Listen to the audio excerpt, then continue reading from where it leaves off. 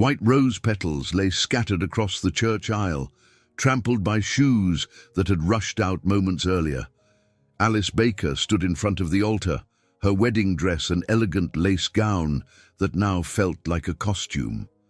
The officiant's gentle cough shattered the silence, but her mind was elsewhere, drifting through images of her vanished groom. She stared at the empty doorway where John, her fiancé, should have been. He was gone. Her best friend, Cynthia, had once teased her that John's eyes seemed elsewhere whenever wedding plans came up, but Alice had dismissed it as pre-wedding jitters. Now, as she stood under the church's high arches, she felt that naive optimism shatter. She had wanted to believe in a perfect day. Instead, she faced a world turned upside down. Her mother, Lorraine, approached quietly. "Sweetheart, let's get you out of here," she murmured, voice tight with worry. Alice's hands trembled. Months of planning, hopes, and careful illusions had collapsed in a single moment. There was no explanation, no note, just an abrupt flight. John had bolted. She heard guests whispering behind her, though the sound felt distant, like a radio barely tuned in. Her father, Mark, hovered nearby, silent yet visibly furious on her behalf. He clenched and unclenched his fists, as though struggling not to storm off and hunt John down. Alice could almost sense his protective instincts, but the only person she wanted to see less than John right now was another outraged family member. Every hushed remark felt like a slap, each glance a silent judgment. Outside, the midday sun glared, cars pulled away, guests muttering final words of sympathy. Alice wiped her cheeks with the back of her hand, refusing to crumble in front of them. She prided herself on resilience, but the magnitude of this betrayal stung more than any heartbreak in her 35 years. She glanced back at the church, wishing she could rewind time or vanish altogether. Lorraine tried to guide her to the family sedan, but Alice hesitated. She pictured the suffocating atmosphere at home, with relatives offering half-hearted condolences. She craved silence, space to process. "I need to be alone, Mom," she said, stepping away. Her mother looked alarmed but didn't press. Still in her gown, Alice turned a corner and hurried down the sidewalk. The lace hem dragged on the concrete. After a few blocks, her feet ached. The adrenaline began to fade, replaced by a painful hollowness in her chest. She dropped onto a dusty bench near a corner store, breathing in the stale summer air. A snippet of conversation from passing teenagers drifted over. Was that the bride who got ditched? She closed her eyes. Embarrassment burned, but sorrow ran deeper. She recalled John's sweet messages from just last night, promising a lifetime. Had it all been a lie? She now recognized how she'd ignored so many red flags. His distant stares, his reluctance to talk about the future. Maybe she had loved the idea of marriage more than the man. She stood, determined not to let tears define her next move. She didn't know where she was going, only that she needed to leave the pity and judgment behind. A pickup truck rattled by, its driver in a worn Stetson hat, slowing momentarily before continuing. She wasn't ready to explain anything to a stranger, especially not a cowboy. She pulled pins from her hair, dropping them into a trash can. The midday heat made the dress cling to her skin. She had no plan, no phone in hand, and no desire to go back home to disappointed relatives. Across the street, she saw a local diner, her usual refuge. She almost walked there, craving something normal, but paused when she caught her reflection in the diner's glass window. A woman in a rumpled wedding gown, eyes red but fierce. A memory surfaced of a vow she'd made to herself years ago. Never let fear or shame define who she was. She took a trembling breath and whispered, "He left, but I'm still here." Turning away from the diner, she decided she needed open air and endless sky more than clinking plates and sympathy. The horizon lay ahead, uncertain but strangely inviting. Hours passed as Alice wandered aimlessly through side streets, ignoring curious stares. The wedding gown felt heavier with each step, as though it embodied all her shattered hopes. She eventually reached the edge of town, where a two-lane highway stretched into distant farmland. A cluster of trees offered scant shade, and she sank onto the grass, hugging her knees. A faint rumble drew her attention. The same pickup truck from earlier slowed to a stop. Behind the wheel sat the cowboy, concern in his gaze. "You okay, ma'am?" he asked quietly. She tried to steady her voice.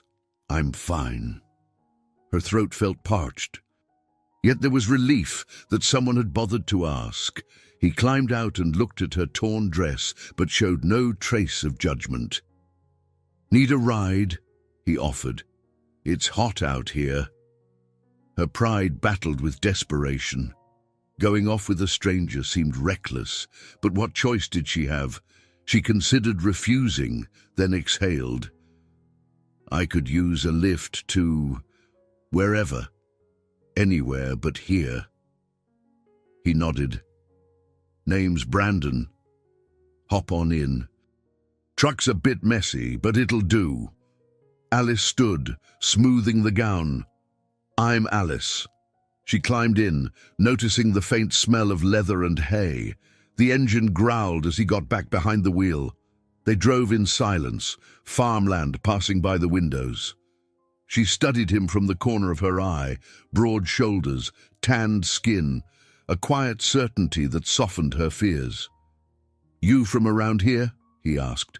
"Born and raised." "I was supposed to get married today." Bitterness slipped into her voice. He winced. "Sorry it fell apart." She forced a hollow laugh. "I'm the runaway bride who never got a chance to run. My fiancé left first." Brandon paused as though weighing his words. "That's rough. If you need a place to clear your head, there's an old ranch an hour from here, not many folks around." She hesitated. Her mother always warned her about trusting strangers. But returning home to face pity and questions felt worse. "All right, just for a while." They talked in snippets. He mentioned growing up on ranches and traveling from state to state. She revealed little, her heart too raw for details. Still, the gentle hum of his voice offered an odd comfort. He occasionally asked if she needed water or a break. She declined, grateful for his courtesy. As they turned onto a winding dirt road, Alice realized she still wore her engagement ring. Her stomach churned. She twisted it off, tears pricking her eyes. With a shaky breath, she placed it in the glove compartment. "You sure?" Brandon asked softly. "I have to let go or I'll never move on," she whispered. He didn't push the topic. Sunlight slanted through the windows, highlighting dust motes in the air. Each bump in the road jarred her from a past she no longer wanted to cling to. She felt guilt, relief, and a flutter of anticipation all at once. At last, they arrived at a rickety gate leading to a sprawling piece of land. A battered sign read, "Millstone Ranch." The place looked worn, but open fields stretched toward a horizon tinted gold by the setting sun. Brandon cut the engine, and for a moment, silence enveloped them. "I stay here sometimes," he explained. "Belong to an old family friend. Mostly empty now, but the generator works, and there's a spare room if you need it." Alice slid from the truck, her dress catching on the door. She freed the lace and stood, feeling exposed. Dry earth and a faint breeze welcomed her. She thought about the path that had led here, the heartbreak that was still fresh. "Thanks," she said, unsteady. "I can't keep imposing, though." "No imposition. You'd look like you could use a safe spot tonight. Tomorrow, if you want, I'll drive you back." She managed a nod. The next day's decisions loomed, but for the first time since she'd faced that empty altar, She sensed the possibility of something beyond her own grief. Maybe it was the wide sky or the fact that Brandon didn't pity her. Whatever it was, her heart pounded with a mixture of fear and cautious hope.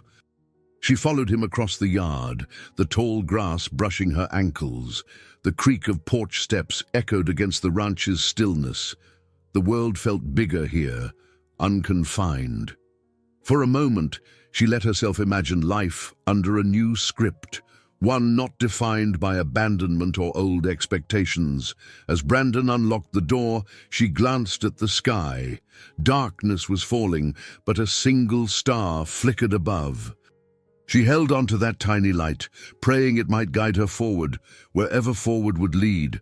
Night settled over Millstone Ranch, a blanket of stars stretching across the endless sky. Alice stood by a second-floor window in the modest guest room, the dress she once cherished now hanging limply off her shoulders. She'd found some spare clothes folded on a chair, Brandon's, judging by the flannel shirt and worn jeans, but hesitated to wear them. Everything felt too intimate, too soon. Downstairs, floorboards creaked. She half expected Brandon to knock on her door, but he kept his distance. The silence underscored her solitude. In the hush, her thoughts drifted to John. The mere memory of his name made her chest tighten. Why had he left without a single explanation? She replayed their last conversation. The rehearsal dinner where he'd been distant but polite. Had he been planning his escape all along? She shook off the thought and changed into the borrowed clothes, grateful for something less suffocating than a bridal gown. Her phone buzzed from the nightstand. She'd left it on silent, but the glow revealed several missed calls from her mother and best friend, Cynthia. Her stomach churned. Facing everyone's pity would take more courage than she had tonight. In the hallway, she noticed a soft light beneath a closed door. The faint odor of coffee wafted through the air. She followed it downstairs to a rustic kitchen where Brandon stood at a small table. He looked up, surprise flickering in his eyes. "Couldn't sleep?" he asked gently. "No, not really. Feels like my brain is replaying every mistake I've ever made." She managed a half smile, then eyed the coffee pot. "Could I grab a cup?" He nodded. "Help yourself. Might not be gourmet, but it's hot." She poured a mug, taking in the kitchen's simple charm. Cabinets chipped with age, a battered fridge humming in the corner, and a vase of wilted wildflowers on the windowsill. Despite its worn appearance, the space felt honest, unpretentious. She took a seat across from him, tension coiling in her shoulders. "I appreciate what you're doing," she said, fidgeting with the hem of the flannel shirt. "Letting me crash here, no questions asked. Most people would have demanded the full sob story by now." He shrugged. "You seemed like you needed space, not an interrogation. I'm not one to pry." She studied him for a moment, catching the subtle lines of fatigue on his face. "You're a good listener, even when you're not talking," she murmured, then flushed. He rubbed the back of his neck. "Look, I don't know what your plans are tomorrow, but if you want, I can give you a ride back into town or wherever else you need to go." She stared into her coffee. "I don't even know where that would be. I can't bear to face everyone yet. My mother, my friends, they'll all have questions I'm not ready to answer. And to be honest, I'm not sure I want to go back to the life I had before." He studied her quietly. "That must be tough, but sometimes stepping away gives you the clarity you can't get when you're stuck in the middle of things." Her gaze flicked to the window, where the moon cast a pale glow over the fields. "All my life, I did what was expected, got decent grades, found a stable job, dated the nice guy, and now here I am, humiliated. I feel like I've been living a script someone else wrote." "Maybe it's time to write your own." His voice was soft, but the words landed like a challenge. Before she could respond, her phone buzzed again. She glanced at the screen, a text from Cynthia reading, "Where are you? We're worried sick." Anxiety twisted in her stomach. She set the phone aside. He placed a gentle hand on the table. "If you want to talk, I'm here.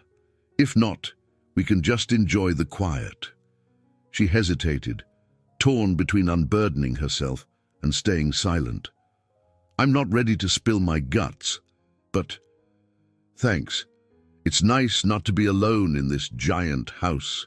His lips curved in a reassuring smile. "We're the only two souls here.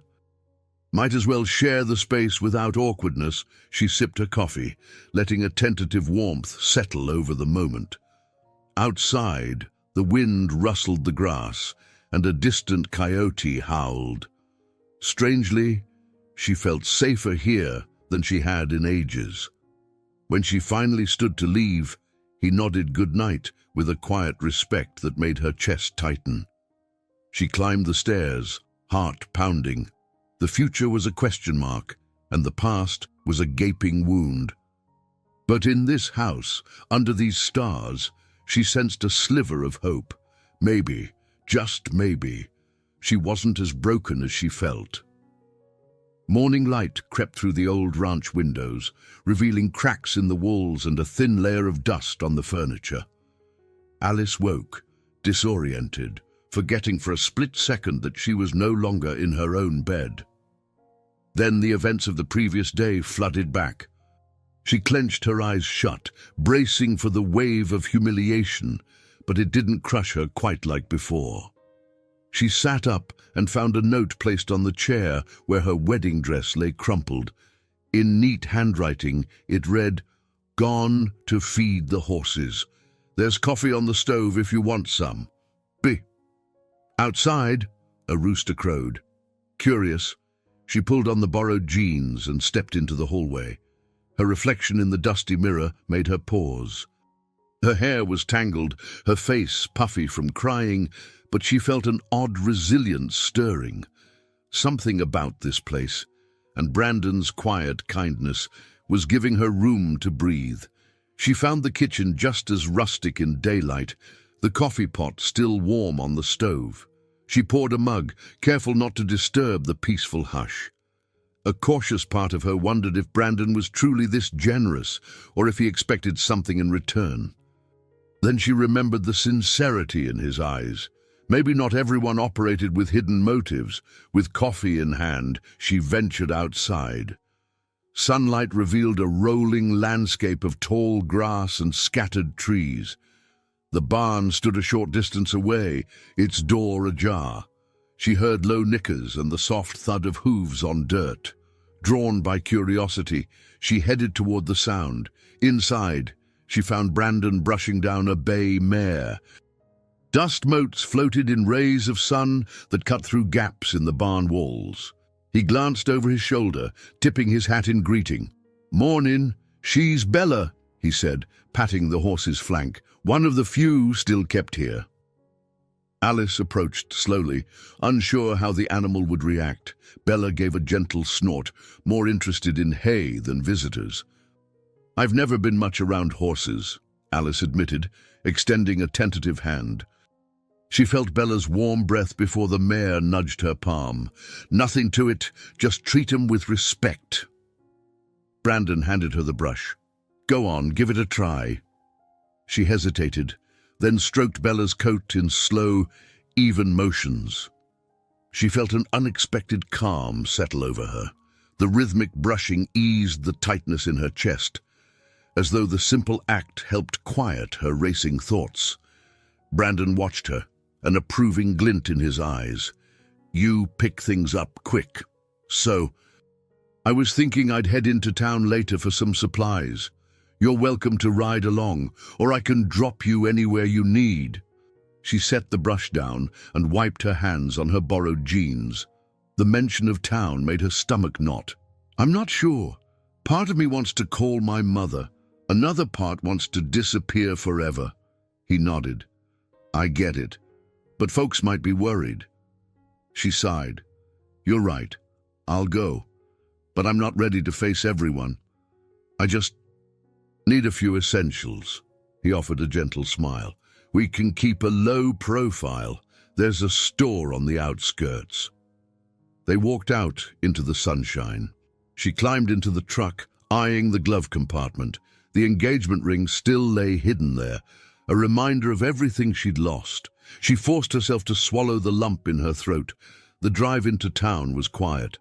Brandon turned on an old country station, static crackling through worn speakers. She watched farmland roll by, a patchwork of fields and fences. Her heart pounded when they neared the outskirts. He parked in front of a small general store. "Take your time." Inside, she grabbed underwear, a sundress, toiletries. The clerk barely looked up, and she felt grateful not to be recognized. Each item she placed in her basket felt like a small step toward reclaiming herself. Back in the truck, Brandon was checking his phone. A flicker of tension crossed his face, then vanished. She opened her mouth to ask, but he put the phone away and started the engine. "Ready?" he asked. She hugged the bag of purchases. "Yeah, let's get back." As they pulled onto the road, Alice glanced once more at the familiar stretch of town. She felt relief and regret tangled together. Everything had changed in a single day, replaced by an uneasy alliance with a cowboy whose quiet strength she found oddly comforting. The future stretched ahead, uncertain yet filled with a flicker of hope. By late afternoon, the sky had shifted to a brilliant blue, streaked with the faintest wisps of clouds. Alice stood outside the ranch house, fidgeting with the edge of her new sundress. She'd just finished washing up, hoping the hot water might rinse away some of her lingering doubts. Brandon had disappeared into the barn earlier, tending to a horse's sore hoof. Now, she found him leaning against a fence post, gazing across the fields. She joined him, folding her arms atop the wooden rail. A gentle breeze carried the scent of sun-baked grass and distant wildflowers. For a moment, they said nothing. The hush felt comfortable, like the quiet understanding of two people who had already shared more than they realized. At last, she ventured, "So what happens next? I can't exactly stay here forever, can I?" He chuckled softly. "You can stay as long as you need, but I figure you've got family or friends who want to know you're all right. Have you thought about reaching out?" She bristled. "I know I should call my mom. Cynthia's probably out of her mind with worry. But the idea of returning to that mess, fielding endless questions, rehashing the humiliation, makes me want to crawl under a rock." He nodded, gaze steady on a distant tree line.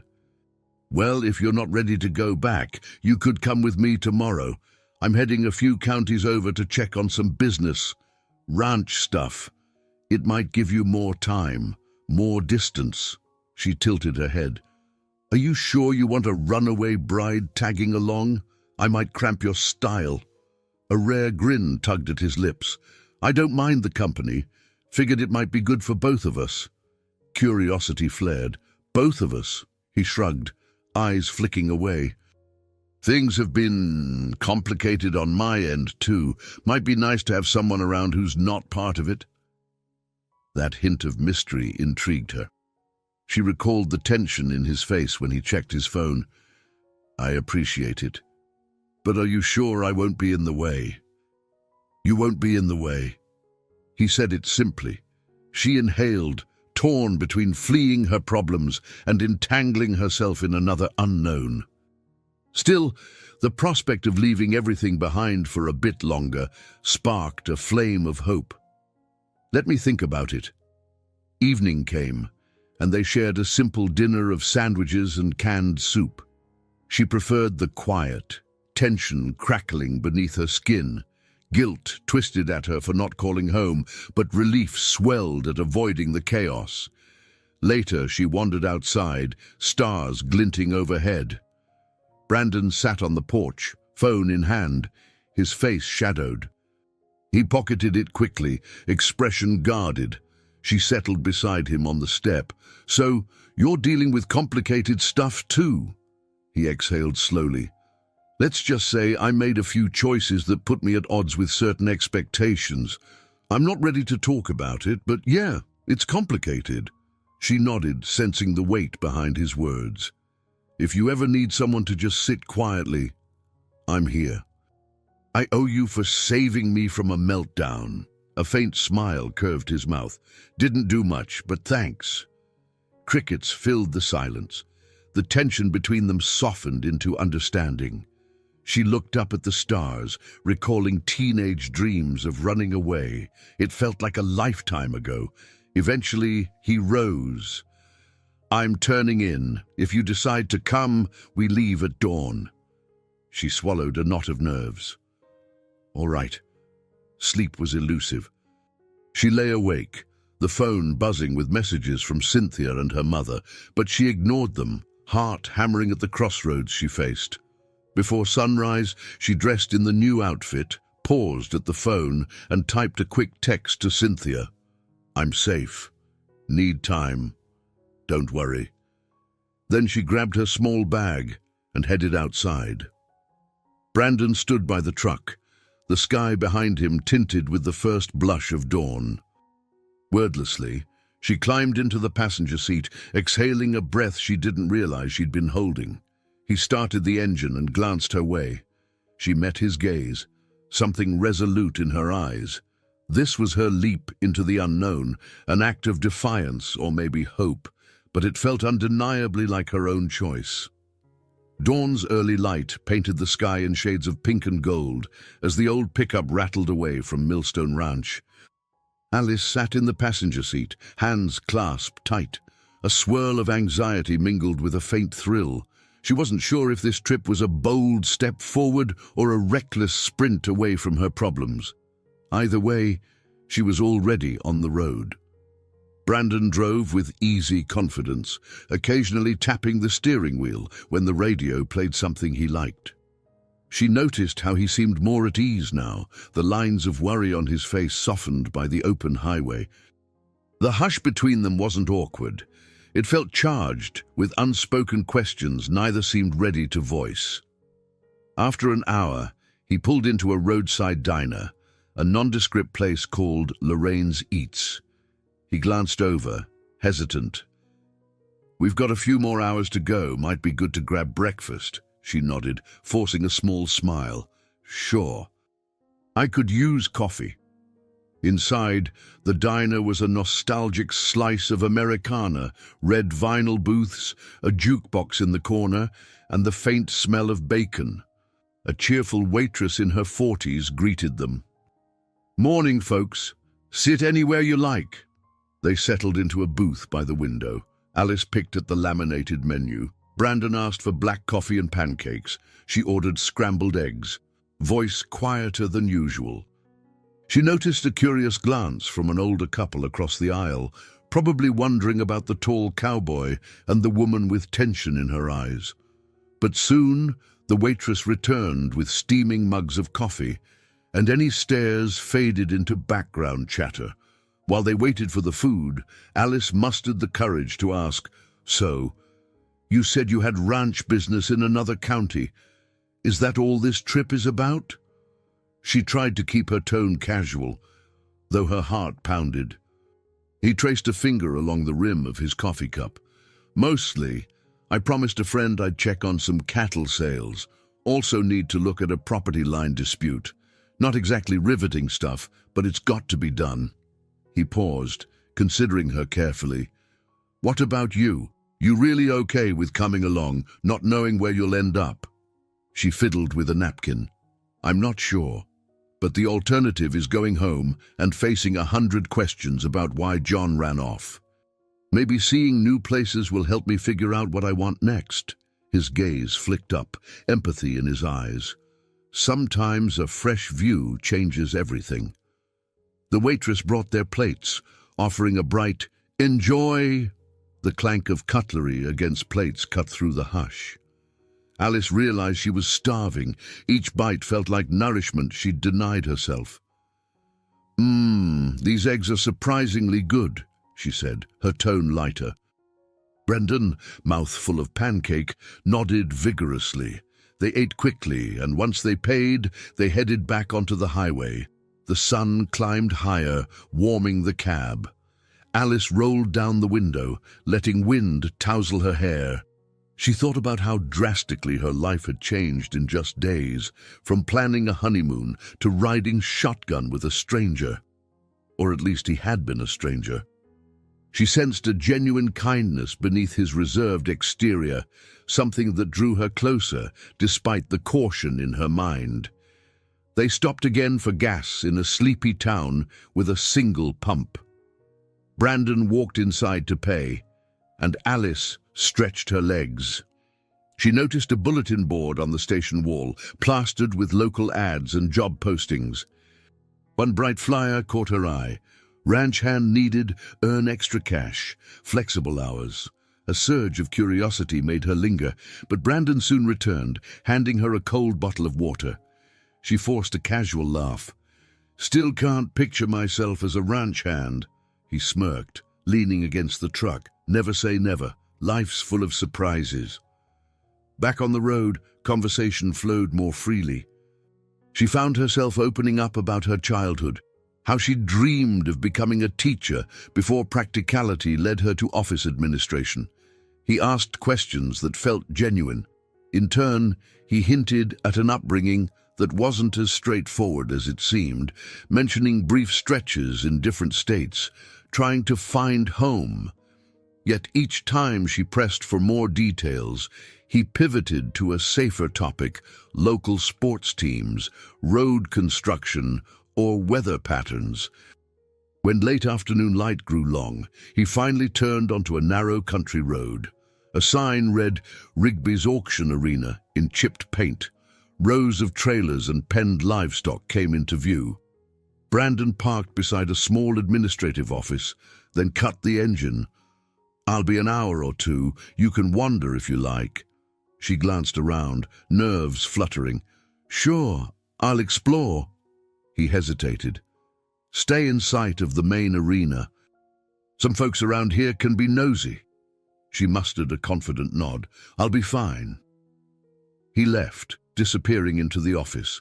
She lingered by the truck, eyeing the dusty pens and the low hum of chatter in the distance. A part of her still feared the unknown, but for now she had chosen this path. Maybe that act of choosing for once was enough to carry her forward. The midday sun beat down on the livestock arena as Alice ambled through rows of horse stalls and cattle pens. The tang of hay and warm animal scents filled the air. Ranchers in boots and broad hats conversed in clusters, their voices a low murmur of deals and gossip. She caught fragments. "Heard Bill sold that mare cheap," or "Fence repairs are costing a fortune this year." She paused at one stall where a chestnut stallion snorted, stomping the dusty ground. A teenage girl in a faded cap tried calming the animal with hushed words. Alice admired the girl's composure and recalled how nervous she'd felt just approaching Bella back at Millstone Ranch.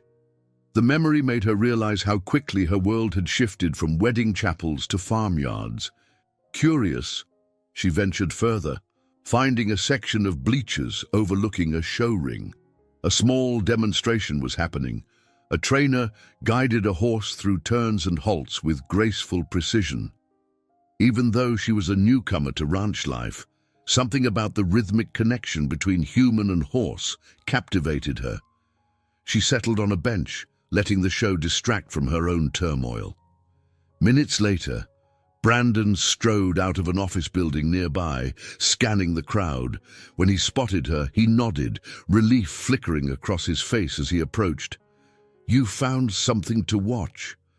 She gestured to the ring. "It's soothing in a way." He stood beside her, arms folded. "Yeah, it can be. My business is almost done. How about grabbing lunch in town after this?" She tilted her head. "Town? Thought we still had hours of driving." He offered a small shrug. "We do, but there's a diner down the road folks rave about. Not as fancy as Lorraine's, but they've got decent burgers." A grin tugged at her lips. "You and diners." "All right, I'm in." He extended a hand to help her up. An unexpected jolt shot through her when their palms touched, and she let out a tiny gasp. He seemed to notice too, but neither acknowledged it. They walked side by side, saying nothing about the electricity sparking between them. Back at the truck, he stowed a folder of papers in the glove compartment right next to her engagement ring. She glanced at it, but didn't comment. He started the engine, turning onto a back road that led into a modest little town. Weathered storefronts lined the main street, each with quirky signs. A barber shop called Here and There, a thrift store labeled Second Chances. The place felt cozy, though behind the cheerful names lay a sense of slow decay. They found the diner easily, Maple's Best. Inside, a smattering of customers nursed milkshakes or tapped away on phones. They picked a booth in the corner, the vinyl seat squeaking under Alice. She scanned a laminated menu. "Welcome to Maple's Best, Hon," the waitress said, setting down waters. "Special today is chili cheese fries." Brandon went for the burger. Alice ordered a grilled chicken sandwich. As they waited, her gaze drifted to a notice board near the entrance. The bright letters caught her eye again: jobs, local events, yard sales. She wondered if her mother had posted a missing person flyer for her by now, an absurd thought, but not impossible. She took a shaky breath, trying to steady her mind. Brandon sipped water, then asked quietly, "If you don't mind me asking, how long were you and John together?" She exhaled, bracing against the swirl of emotion. "Almost 2 years. We met at a friend's birthday party. He seemed so dependable, you know. Steady job, polite manners. I thought that was all I needed to feel safe." He studied her carefully. "Safe, but not necessarily fulfilled." Her voice came out small. "I guess so. I convinced myself I wanted exactly that. Normalcy, predictability. I never questioned whether I was truly happy, just whether I fit the mold of who I was supposed to be." A silence fell, weighted with regret. The waitress arrived with their plates, breaking the tension. They each took a bite, but the conversation had already pried open a door. Alice felt a pang of longing for something bigger than the life she'd planned. She looked across the table, noticing the intensity in Brandon's eyes, as if he understood that longing all too well. She cleared her throat. "What about you? Any serious relationships?" He hesitated, picking at a fry. "A few, but nothing that stuck. Sometimes I feel like I'm drifting. Hard to stay in one place when certain things keep me moving." He didn't elaborate, and she didn't push. Still, she sensed a kindred spirit in that confession, someone who knew how it felt to be displaced, half-rooted. The difference was that he chose it while she had it thrust upon her. After finishing their meal, they stepped outside to a warm breeze.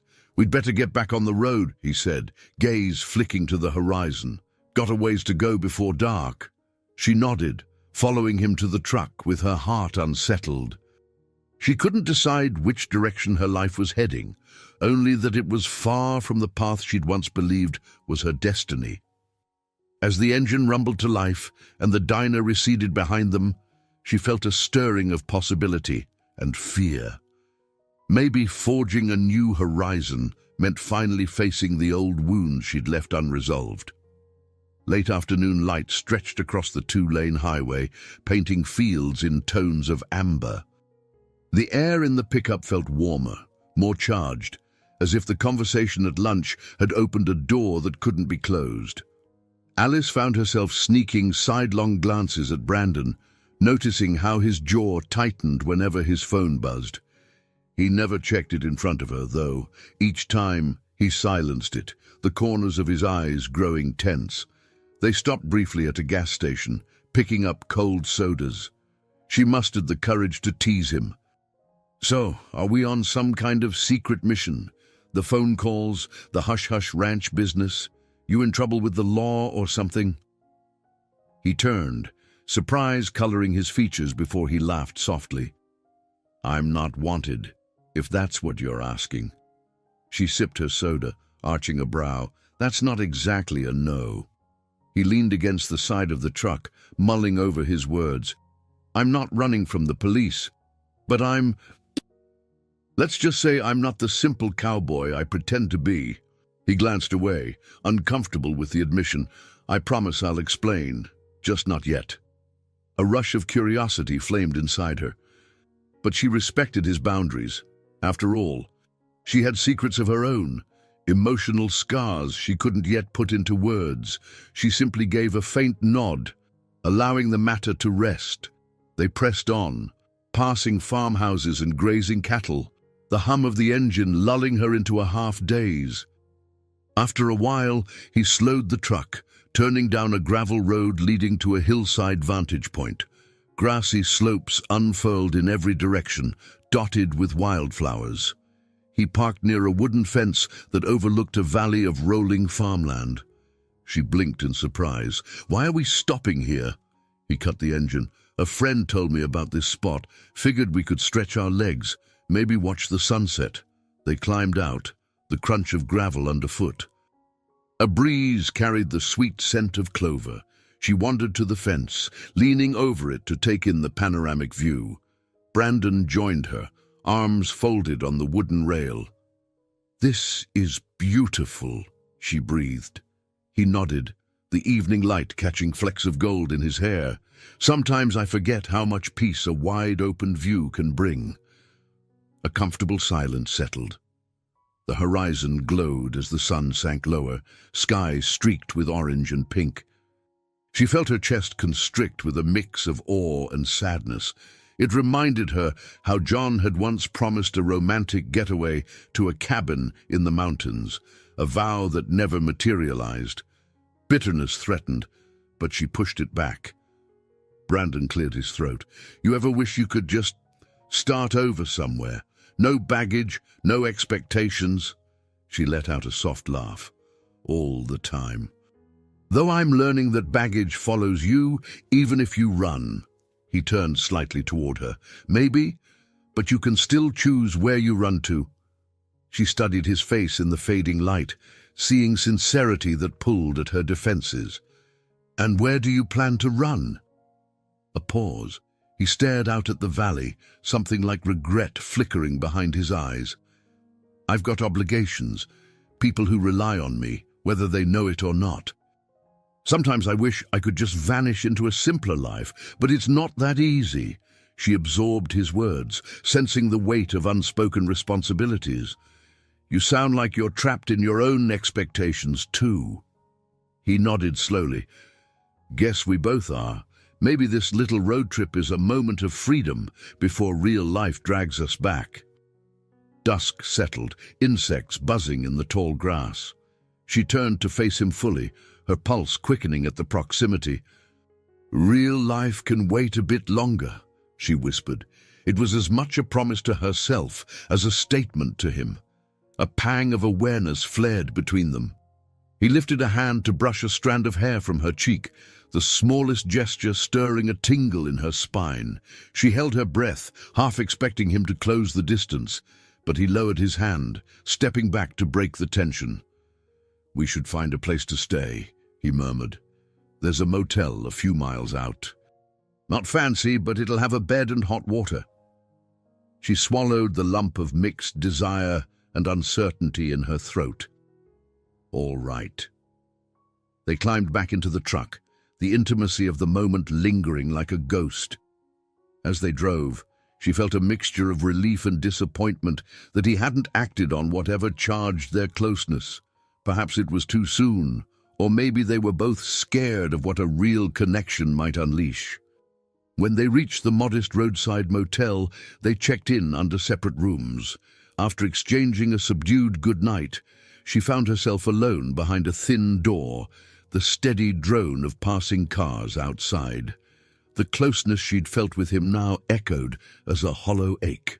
She sank onto the bed, heart pounding, torn between wanting to peel back his secrets and dreading the day her own pain would resurface in full force. For now, they walked side by side, each carrying unseen burdens, uncertain where the road might lead. Morning arrived with the clang of a truck outside the motel parking lot. Alice stirred from a restless sleep, blinking at unfamiliar walls. She dressed quickly, nerves on edge. A part of her feared that Brandon would be gone, leaving her stranded. But when she peeked out the window, she saw him by the pickup, checking the tires. Relief coursed through her. Downstairs, a small lobby offered stale donuts and a pot of burnt coffee. Brandon stood by a side table, sipping from a paper cup. He nodded in greeting as she approached. "You sleep okay?" She shrugged. "As well as I could in a strange place." "Thanks for not ditching me," he raised an eyebrow. "What kind of guy do you think I am?" She flushed. "Sorry, trust is complicated right now." He didn't press further, just handed her a donut. "Got the last chocolate one, if you want it." They ate in companionable silence, then loaded into the truck. The morning air felt crisp, and she rolled her window down to savor the breeze. A sign by the road read, "Fulton County, 12 miles." She had no clue where that was on any map, and surprisingly, she liked it that way. They drove for an hour, occasionally chatting about mundane things, the local radio station's poor reception, how many times they'd each moved. She told him about her dream as a kid to travel the country in an RV. He spoke vaguely about living in multiple states, working different jobs, always drifting. Each snippet teased at bigger stories hidden beneath. By midday, they reached a picturesque town straddling a slow-moving river. Ancient oaks lined the banks, and quaint shops flanked a central square. Her heart lifted at the sight of pastel awnings and old brick facades. Brandon pulled up by a hardware store. "Gotta grab some supplies for the ranch. Then maybe we can find a decent lunch spot." She hopped out, following him in. The store's interior smelled of lumber and metal. While Brandon talked with an employee about fence materials, she wandered aisles stacked with tools and garden hoses. Eventually, she reached a corner displaying feed sacks and livestock items. The entire time, a gentle hum of rural life buzzed around her, reminding her of how different this world was from the neatly curated life she used to lead. When they left, his arms full of supplies, she teased, "You sure your truck can handle all that?"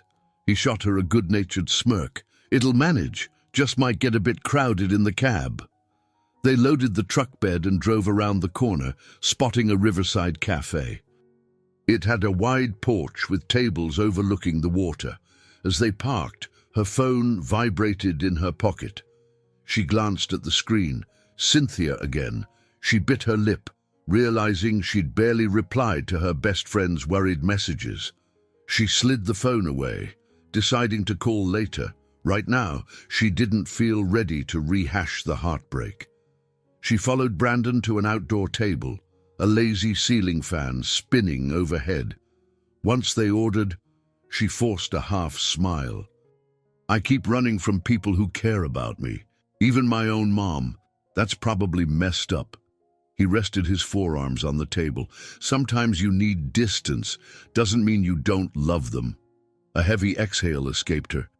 "I just don't know how to explain all this to them. My fiancé vanished. I hopped in a truck with a cowboy I barely knew, and here I am, drifting from town to town like a lost soul." "You're not lost," he said, voice low. "You're finding your way. Trust me, I've been down that road." Their food arrived, sandwiches with fresh greens and iced teas. The conversation lulled while they ate. She savored the tangy dressing, aware of how every new taste and sight seemed more vibrant than before. Maybe heartbreak had torn away her illusions, making her see the world with sharper edges. Halfway through the meal, his phone buzzed. This time, he glanced at the screen and mumbled, "I need to take this." Rising, he stepped away, leaving her alone with her curiosity. She watched him pace near the railing, voice low, posture tense. From the frown lines on his forehead, it didn't sound like a pleasant call. He returned a few minutes later, face grim. "Sorry about that. Business stuff." "Serious?" she ventured, concern blossoming. He forced a nonchalant shrug. "Nothing you need to worry about. Irritation flared, mingled with a hint of hurt. She wasn't entitled to his secrets, but a part of her longed for him to trust her. The ache of that realization tightened her chest. Instead of pressing, she finished her tea in silence. They paid the bill and walked along the riverfront, a calm hush blanketing them. Birds skimmed the water, and the sun reflected in shimmering ripples. She sensed Brandon's mind was elsewhere, but neither of them broke the quiet. When they finally climbed into the truck again, the air felt heavier, tension unspoken yet palpable. She stared out the window as they pulled onto the road, heart churning with questions. She had found solace in his presence, but now she wondered if they were both trapped by secrets too big to share. And beneath it all, a growing undercurrent of fear. How long before this fragile bubble burst, forcing them to face the truths they'd been avoiding all along? A grey drizzle rolled in by late afternoon, clouds hanging low over the winding road. Brandon kept the windshield wipers on low, scanning the road ahead. The mood in the truck matched the weather, somber, thick, with unspoken tension. Alice stared out the window, lost in thought. After a while, the rain let up, leaving the asphalt glistening under a pewter sky. Brandon spotted a sign for a scenic overlook and turned onto a smaller road. The truck lurched over potholes before coming to a stop near a lookout point. Dense pines framed a sweeping view of a valley below, the lingering mist curling around the treetops. "Let's stretch," he said quietly, cutting the engine. She nodded, stepping out onto damp gravel. The air smelled of pine needles and fresh rain. They walked to the overlook's edge, leaning against a sturdy wooden railing. Water droplets clung to her hair, and she flicked them away absently. "Brandon," she began, voice hushed in the stillness, "I want to trust you, but sometimes it feels like you're hiding something big." He looked down at his boots, jaw tight. "I know I'm not being open. It's complicated." She turned to face him. "Everything about our situation is complicated, but the more I sense you shutting me out, the more it hurts." Her tone softened. "You're the one who found me at my worst, offered help without judgment. I don't want to push you, but I can't keep ignoring the secrets." He exhaled, a ragged sound. "All right. But if I tell you, I need you to hear me out before you decide anything." Her heart pounded. "I'm listening." He reached into his jacket pocket and pulled out a folded envelope. Inside was a business card. B. Scott Holdings, LLC, Chief Executive Officer. She blinked at it, her pulse thrumming. "You own a company?" she asked, carefully handing it back. He nodded, gaze fixed on the horizon. "I inherited it from my grandfather. It's a large agricultural firm, not just small ranches. There's big money involved." He paused, voice strained. "I wanted to escape the board meetings, the deals, the constant demands, so I left for a while, tried to live a simpler life." She recalled his mention of traveling, drifting. "So you're not just a cowboy, you're a millionaire." His eyes flicked to hers, filled with a mix of apprehension and relief.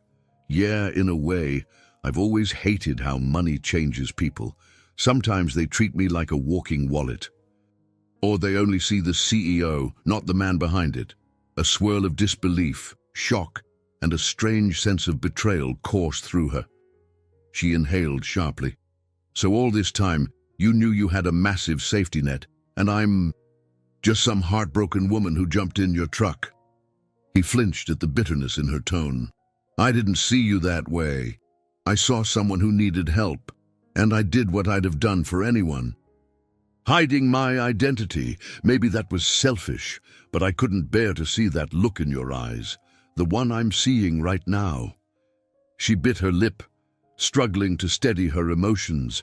Memories of John's betrayal loomed, fueling her distrust. "So what happens now?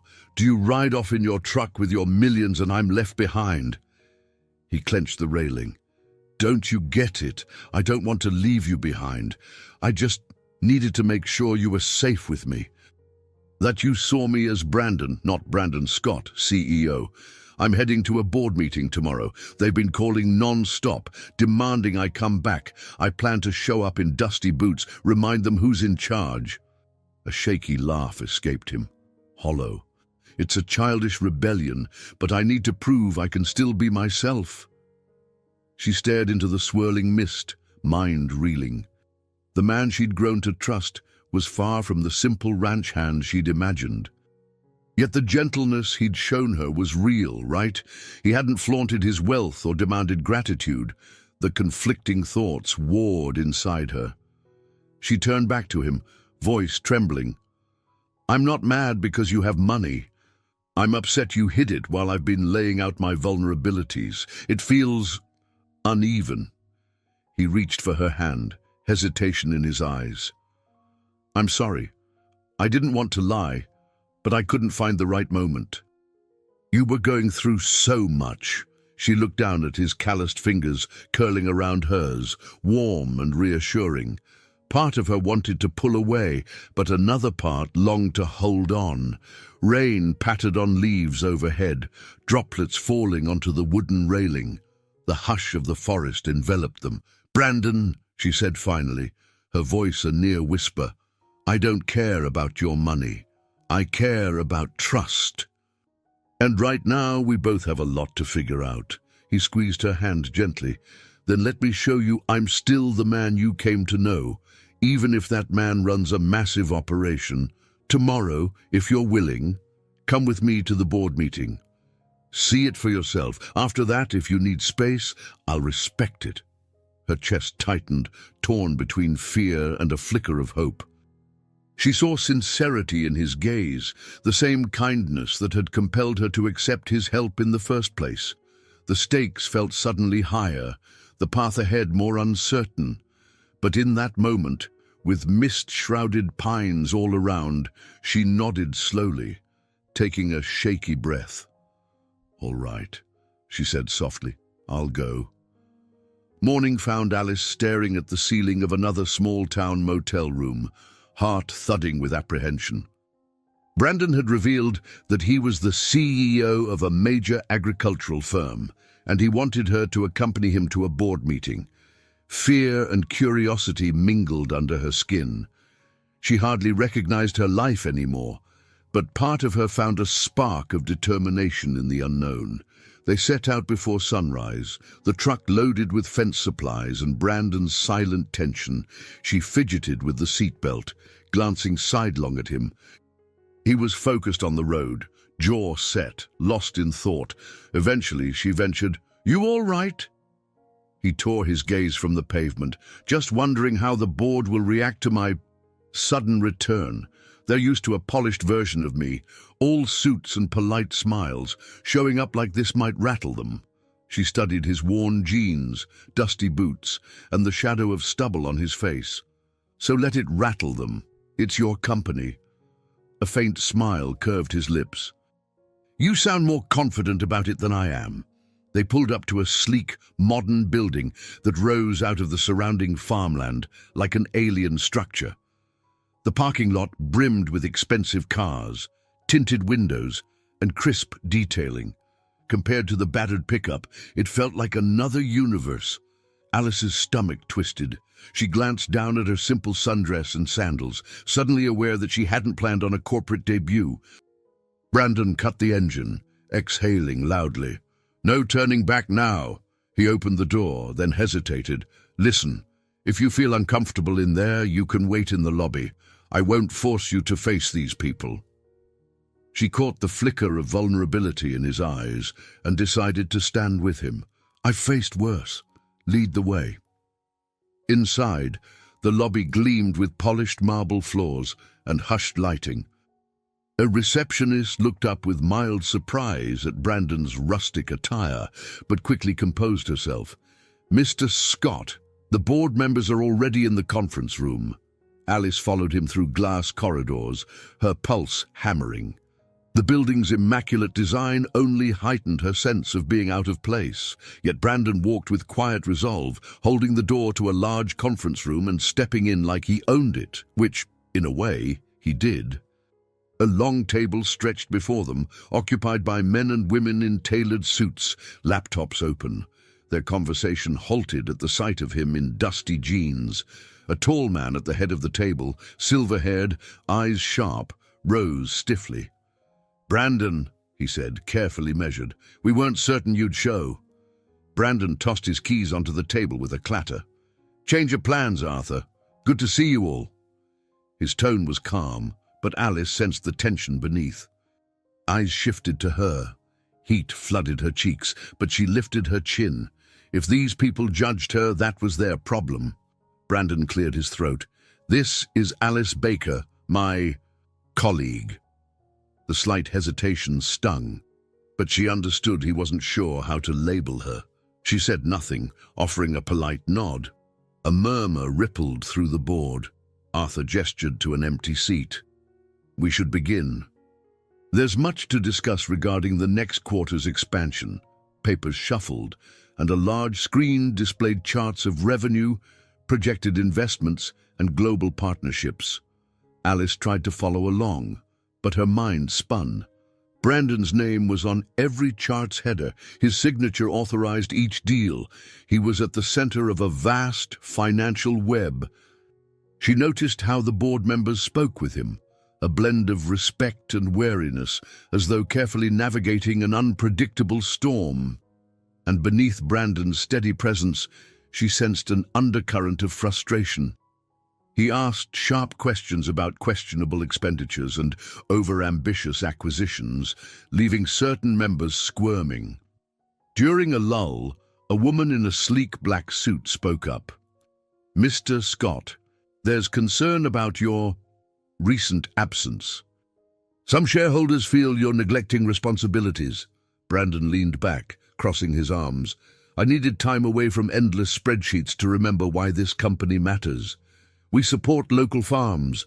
We're not just about profit." His gaze swept the room.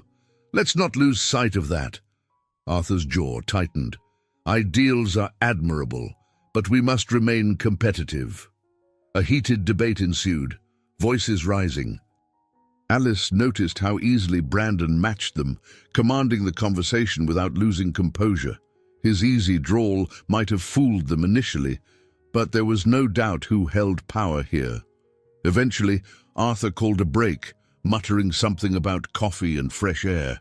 The moment the door closed behind the others, Brandon released a long breath. "I'm sorry, Alice. This must be overwhelming." She stepped closer, placing a tentative hand on his arm. "You're doing fine, and you're right about the core values. Don't let them bully you." He met her gaze, gratitude shining in his eyes. The tension in his shoulders eased. "Thanks," he murmured. "Hearing that helps more than you know."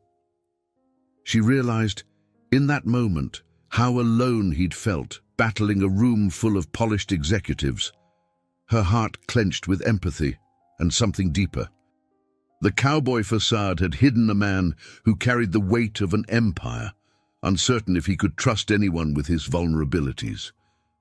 She gave his arm a reassuring squeeze. "Let's get through this day," she said softly.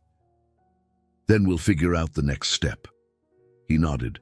Outside the conference room window, farmland stretched to the horizon, a reminder of simpler places. Inside this polished fortress, though, shadows lurked, ambition, power plays, and unspoken threats. Alice braced herself, sensing that neither of them had seen the worst yet. The board reconvened after the break, tension rippling beneath the surface. Brandon scanned the room, arms folded. One executive rattled off financial forecasts, pointing at color-coded slides. Others chimed in with talk of expansions and acquisitions in different states. Alice lingered near the back, observing how Brandon alternated between silent intensity and pointed questions. At one point, a bespectacled accountant named Palmer adjusted his glasses nervously. "Mr. Scott," There's a matter of crucial interest regarding new investment partners in Texas. We've had repeated inquiries, but you haven't responded." Brandon's brow furrowed. "I didn't sign off on that. Who authorized negotiations?" A moment's hesitation. The group exchanged glances before a woman in a navy blazer responded, "Arthur did, under your proxy." Arthur straightened in his chair, annoyance flicking across his face. "Yes, because you were unreachable, and the offer was too lucrative to pass up. We need to maintain growth, or we risk losing ground to competitors." Silence fell, thick with unspoken accusations. Alice could almost feel Brandon's frustration building. He tapped his pen on the table, a restless staccato. "You don't get to gamble with my signature. If the terms don't align with our core values, I won't agree to them." Arthur's lips thinned. "Your father was far less sentimental. He understood the importance of expansion." Brandon's eyes narrowed. "My father also drove small ranches into corners to maximize profits. I'm not repeating that mistake." Alice edged forward, alarmed by the heightened tension. She noticed a few executives flinch at Brandon's tone. Arthur forced a tight smile. "We all appreciate your principles, Brandon, but emotions won't keep our shareholders happy." Something in Brandon's gaze hardened. "We'll see about that. Send me the contracts. We'll renegotiate if necessary." His voice carried a finality that brooked no debate. The conversation shifted to smaller agenda items, subdued but still simmering. When the meeting finally adjourned, the board members trickled out, offering Brandon polite nods. Arthur lingered, stacking papers. He shot Alice a curt glance before cornering Brandon. "Are you really prepared to scale back expansions? We stand to lose millions." Brandon stared him down. "I'm prepared to protect the integrity of what we do. Money isn't everything," Arthur scoffed. "Easy to say when you already have more than you can spend." He swept past them, jaw set. The door slammed, leaving Brandon and Alice alone again in the cavernous room. She approached, heart pounding from the confrontation. "Arthur doesn't seem too pleased." Brandon exhaled, shoulders sagging. "He was my father's right-hand man. He thinks I'm undermining everything they built." He turned to her, an ache in his eyes. "Maybe he's right, but I refuse to be the kind of leader who crushes the little guys." She reached for his hand, giving it a gentle squeeze. "It's your legacy. You should shape it however you see fit, not him." They left the conference room and navigated a maze of corridors until they found his office, a sleek space with floor-to-ceiling windows overlooking farmland. The contrast of a rural vista against the modern interior struck her. He dropped into a leather chair, scrubbing a hand across his tired features. Alice paced the office, noticing family photos on a side table. A younger Brandon stood beside an older man who wore a stern expression. She guessed it was his father. The dissimilarity in their demeanors was stark.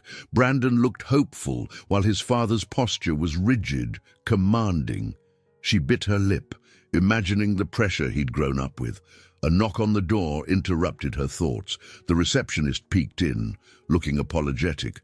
"There's a gentleman asking to see you, Mr. Scott."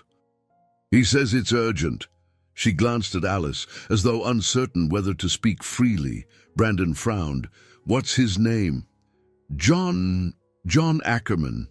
The receptionist glanced at her notepad. "Does that ring a bell?" Blood drained from Alice's face. John. Her vanished fiancé had tracked her here. A surge of panic knotted her stomach. She clutched the edge of the desk to steady herself.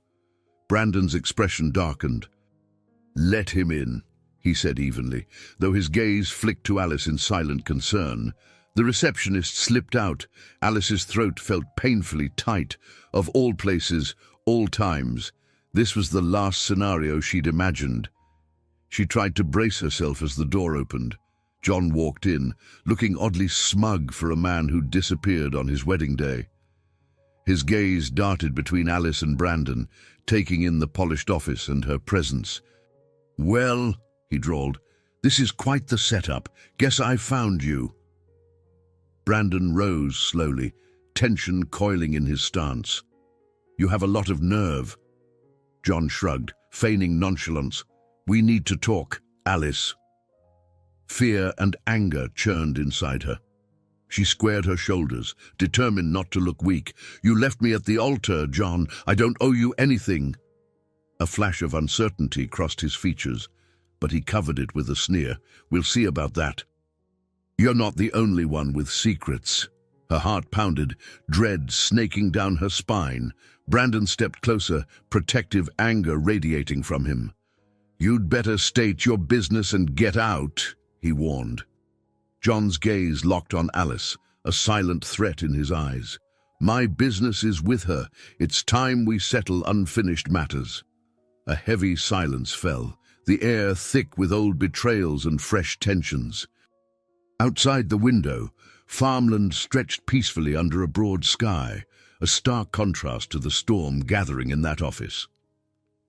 Alice steadied her breath, uncertain how to fight the ghosts of her past, while the shadow of Brandon's world loomed over them all.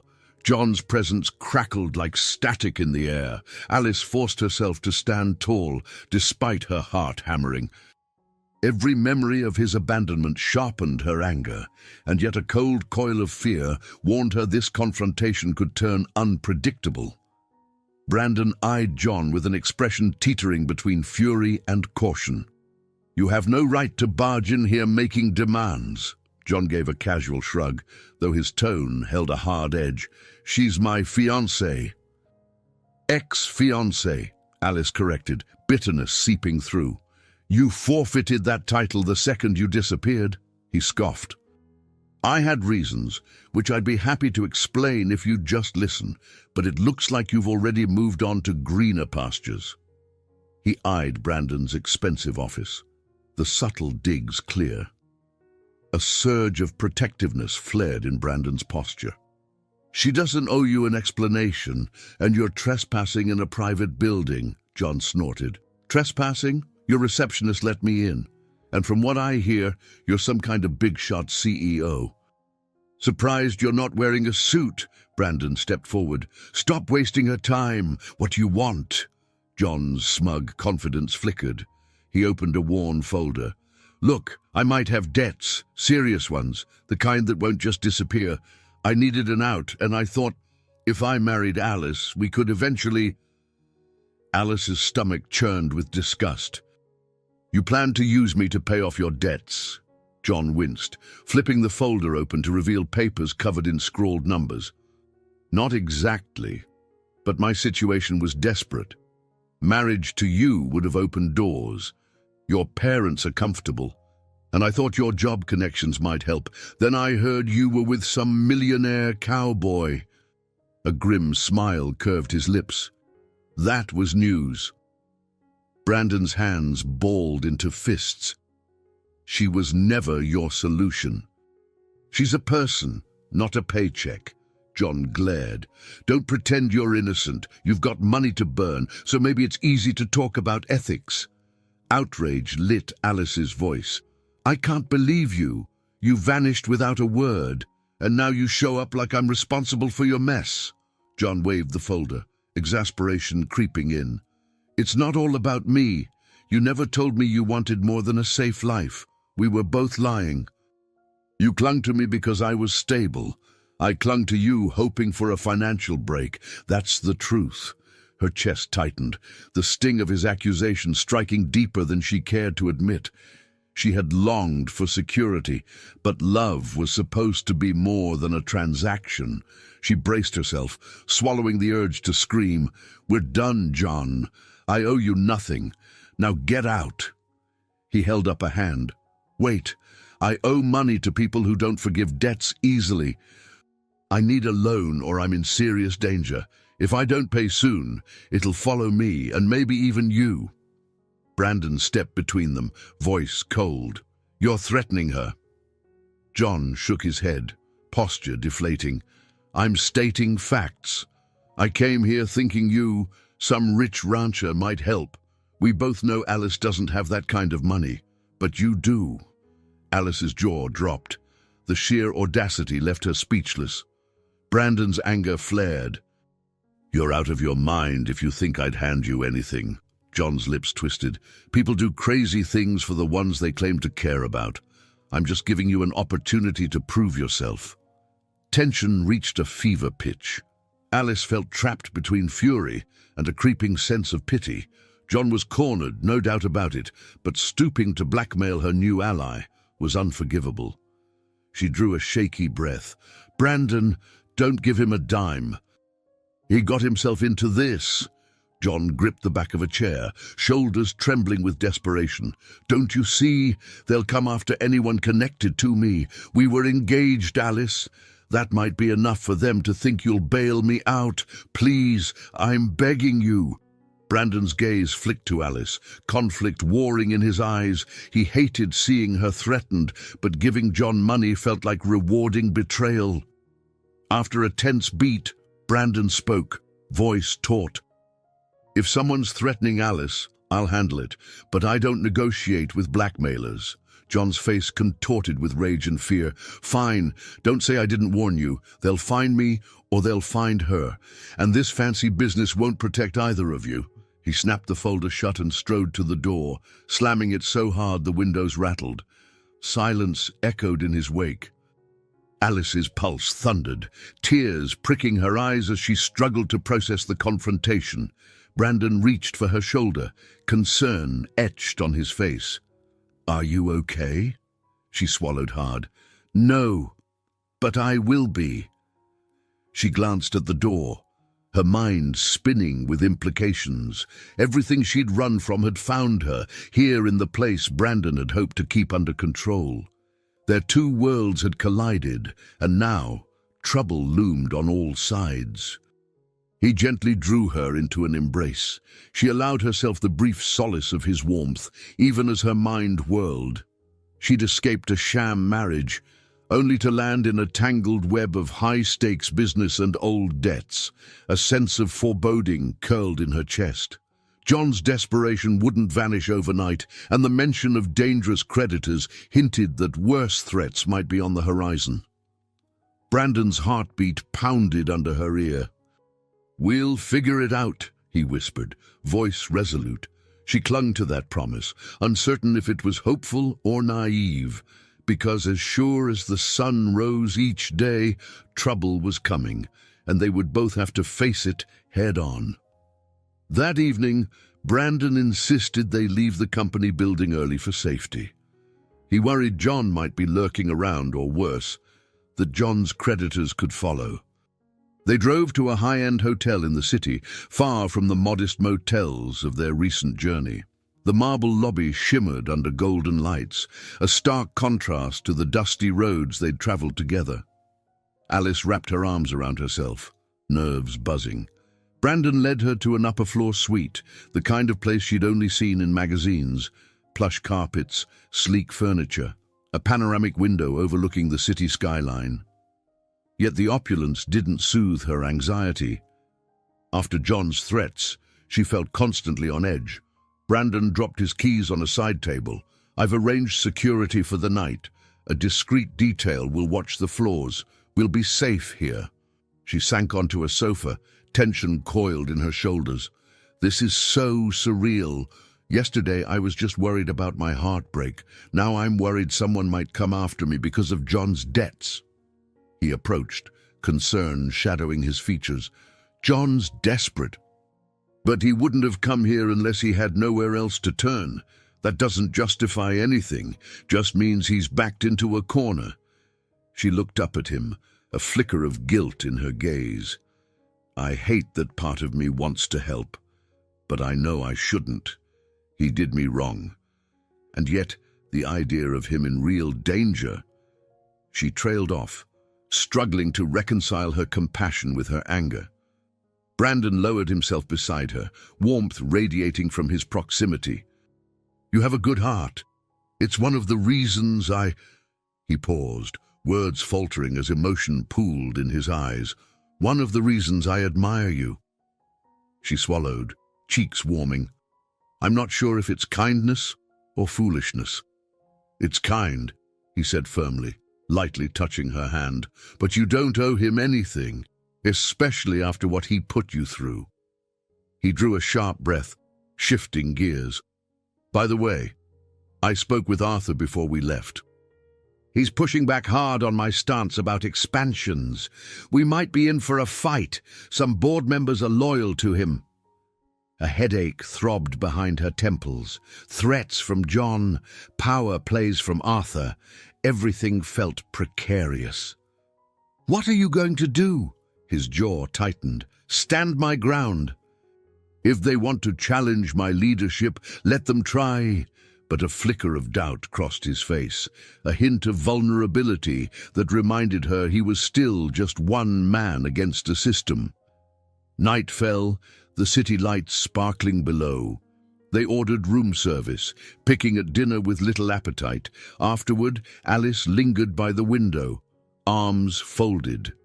She gazed at Brandon's reflection in the glass, noticing how exhaustion weighed on him. The day's battles had left them both drained. He cleared his throat. "I only booked one suite, but there are 2 rooms. You can take the bedroom. I'll sleep in here." She hesitated, feeling a subtle pang of longing. Their connection had deepened through shared trials. Part of her wanted to close the distance between them, but fear of moving too fast held her back. She gave a small nod. "Thank you." Before retiring, she found a spare phone charger in a desk drawer and plugged in her phone. Dozens of missed messages from Cynthia popped up, along with 2 from her mother. She sent a quick text. "I'm safe. Complications. But I'm okay. Please trust me for now. Love you."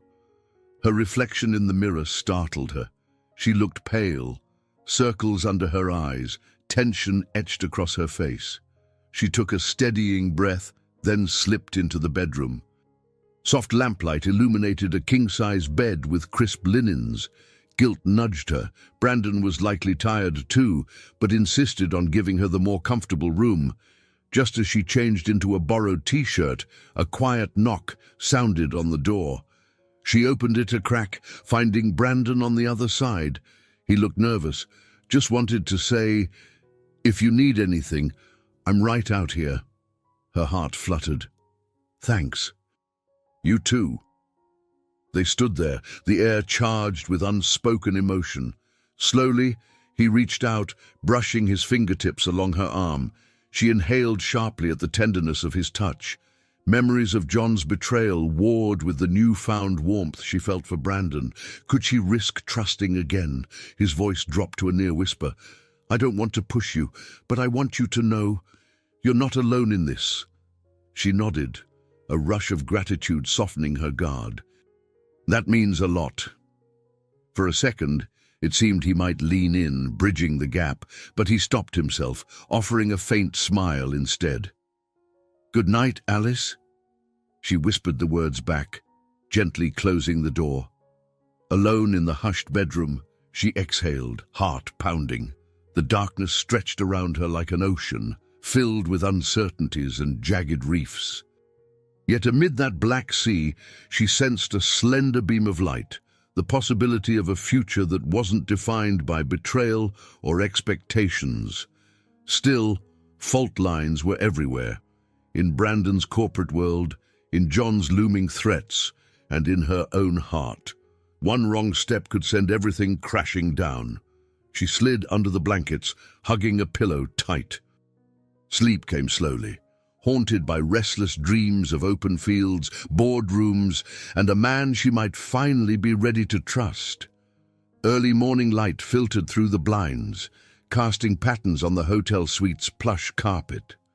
Alice woke with a jolt, heart drumming as she recalled the previous day's chaos. She pushed aside the blankets, changed hurriedly, and found Brandon in the suite's living area, phone pressed to his ear. He ended the call with a grimace. "Arthur wants an urgent meeting at the office this morning. Something about shareholder votes." She sank into a chair. "Already?" He nodded, running a hand through his hair. Looks like the board's unity is cracking. I suspect Arthur's rallying support to challenge me. She frowned, remembering how divided the boardroom felt. What do you want me to do? He paused, scanning her face. I'd like you to be there. Having a friendly presence helps. But it might get ugly. She exhaled. I'll be there. They arrived at the headquarters to find an undercurrent of tension rippling through the halls. Whispers trailed them. Brandon strode into his office, ignoring curious glances from passing employees. Inside, he tossed his hat onto a side table and slumped into his chair. Alice hovered nearby, nerves stretching taut. A rap on the door announced Arthur. He entered with two other board members in tow, a middle-aged woman named Naomi and Palmer, the nervous accountant. Arthur offered a thin smile. Thank you for meeting us, Brandon. Brandon gestured to the seating area. Have a seat. What's this about? They settled, and Arthur cleared his throat. We've reached a difficult juncture. Several key shareholders are concerned about your recent decisions. Your abrupt leave, the halting of certain expansions. It raises questions. Naomi, arms crossed, added, We respect your intent, but the board must consider all stakeholders. We fear stagnation if we don't press forward. Palmer shifted uncomfortably, fiddling with his pen. It's just the numbers, Mr. Scott.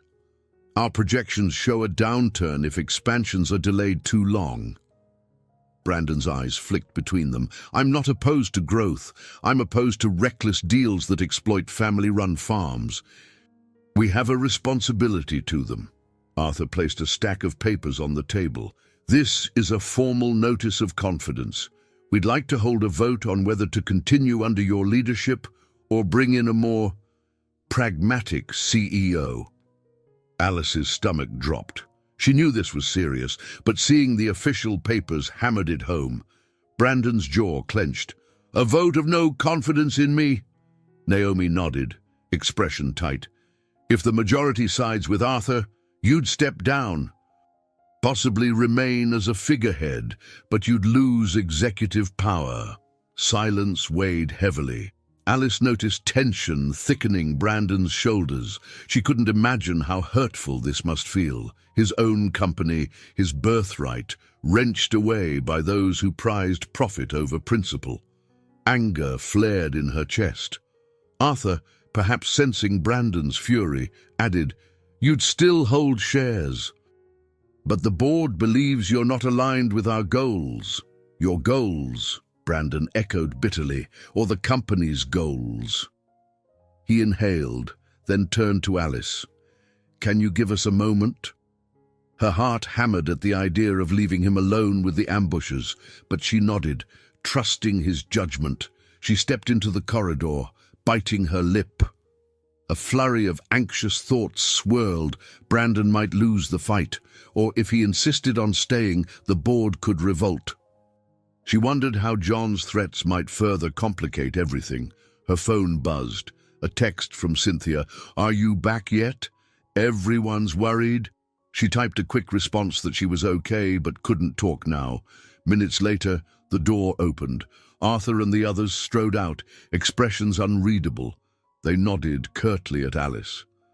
She stepped inside to find Brandon standing by the window, staring at distant farmland.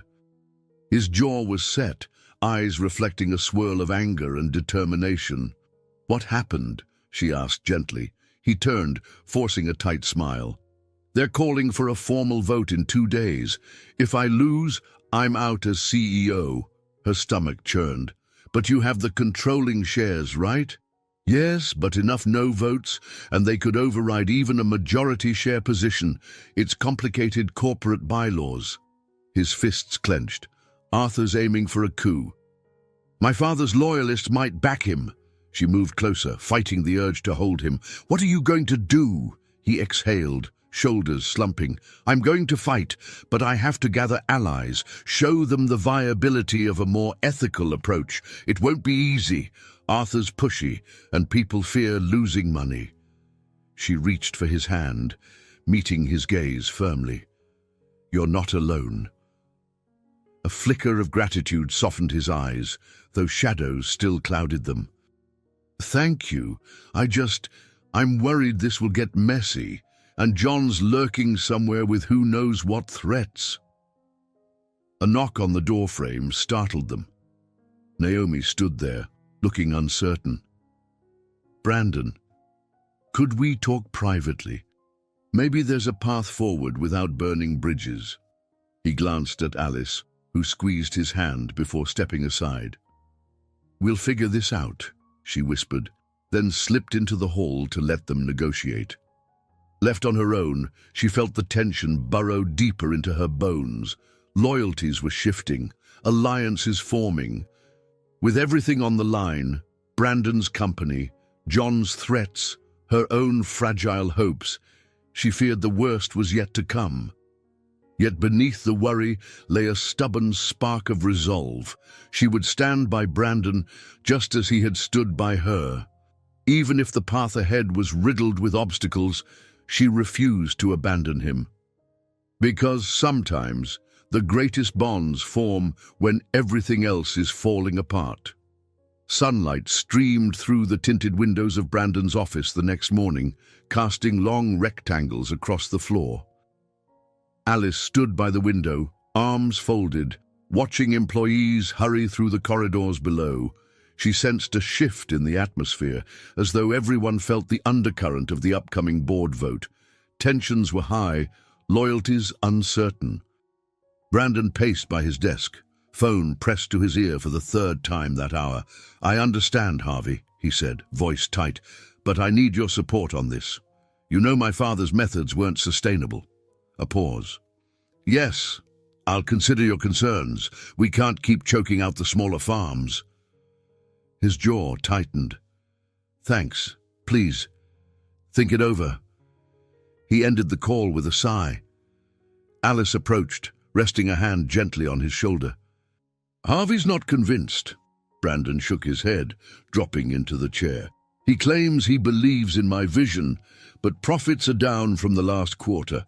Arthur's fear-mongering about financial losses is spooking them." She sank onto the arm of the chair. "How many votes do you need to keep control?" "At least 60% of the board. I'm not sure we have that right now." He rubbed the back of his neck. "Even Naomi is on the fence, and she was the one who wanted to talk last night." Alice recalled Naomi's concerned expression. "She might come around if you present a solid plan." He nodded. "I'm trying to piece together a revised strategy, something that balances expansion with ethical sourcing. But if the board is only looking at short-term gains..." His voice trailed off, frustration evident. A knock on the door interrupted them. The receptionist peeked in. "Sir, someone named Cynthia is here asking for Miss Baker. She insisted it was urgent." Alice's heart leapt. "Cynthia, here!" She hurried to the hallway, where her best friend stood in a pencil skirt and an anxious expression. Cynthia immediately rushed forward, arms wide. "Alice, finally!" They embraced. "How did you find me?" Alice asked, voice trembling with relief. Cynthia glanced around the polished corridor. "Your mom told me you were with some man named Brandon Scott. It took a few calls, but here I am." She eyed Alice critically. "I've been worried sick." Alice pulled her friend aside, aware of curious stares from passing employees. "I'm sorry. Things have been complicated." Cynthia folded her arms. "I gathered. A jilted bride who runs off with a mystery cowboy. Then I find out he's some corporate mogul. This is bigger than anything I imagined." She exhaled. "But are you okay?" Alice nodded, eyes misting with gratitude. "Yes and no. I'm safe. But there's a lot going on. I'll explain everything." A moment later, Brandon stepped out, extending a polite hand. "You must be Cynthia. I'm Brandon." She shook his hand with visible caution, sizing him up. "So you're the infamous Cowboy millionaire. I'd say nice to meet you, but I'm still deciding if I should be mad that you whisked away my friend without a heads up." He dipped his head. "I understand. I'm just glad she has someone here who cares about her." Cynthia's eyes narrowed, but she relented. "I only want to see her safe and happy." They relocated to a nearby lounge area, occupying a pair of soft chairs near a tall glass wall. Alice filled Cynthia in on the broad strokes: John's abandonment, her impulsive departure, Brandon's true identity, the looming board vote, and John's recent threats. Cynthia listened, eyes widening at each twist. "So John shows up out of nowhere, threatening you both?" Cynthia asked, voice rising. "That's insane. Are the police involved?" Alice shook her head, glancing at Brandon. "He hasn't done anything overtly criminal, yet he's just desperate for money. But he's hinted that people he owes might come after me." Cynthia frowned deeply. "Alice, this is serious. You might need legal protection. And what about your parents? Your mum's terrified." A pang of guilt seized Alice. She clenched her hands in her lap. "I know. I'll call her tonight, but for now Brandon needs my help." She looked at him, voice softening. "I promised I'd stand by him." Cynthia studied her closely, then turned to Brandon. "So you're in a corporate showdown. What's your plan?" He ran a hand through his hair. "I have 24 hours to gather enough support before the vote. I'm meeting individually with board members, showing them how ethically sourced products can be profitable long-term. Arthur claims I'm risking our bottom line. I say we're investing in sustainable growth." Cynthia chewed her lip thoughtfully. "You could spin a compelling public relations narrative, highlight community impact, local job creation. If the board sees potential good press, they might reconsider short-term losses." Brandon's posture straightened, eyes lighting with possibility. "That's not a bad angle. I've been focusing on raw numbers. Maybe a broader approach would help." Alice smiled, relief washing over her. "See, Cynthia's a whiz at PR. She's been handling volunteer campaigns and local fundraisers for years." Cynthia tapped a manicured nail on the arm of the chair. "You'd need quick interviews. Maybe videos from ranchers who benefit from fair pricing. If you can get enough board members to see the bigger picture, Arthur's fear tactics might lose traction." Brandon inhaled, a spark of hope returning. "That could work. I'll need to move fast, gather testimonies from ranchers who've partnered with us on better terms. Some are out of state, though." Cynthia glanced at her watch. "We have a day, right? Let's do it." Encouraged, Alice placed a hand on Brandon's forearm. "We're not giving up." He looked at her with quiet gratitude. "Thank you," he murmured, voice thick with emotion. His gaze shifted to Cynthia. "And thank you. I'm sorry our first meeting is under such stress, but I appreciate your help." Cynthia managed a small grin. "Just fix this mess so I can yell at Alice in peace for worrying me." They shared a moment of collective resolve. Beyond the glass wall, dark clouds gathered over distant fields. The stakes were rising, and time was short, but at least now Brandon had allies who believed in his cause. The next 24 hours would test them all, pushing each to their limits.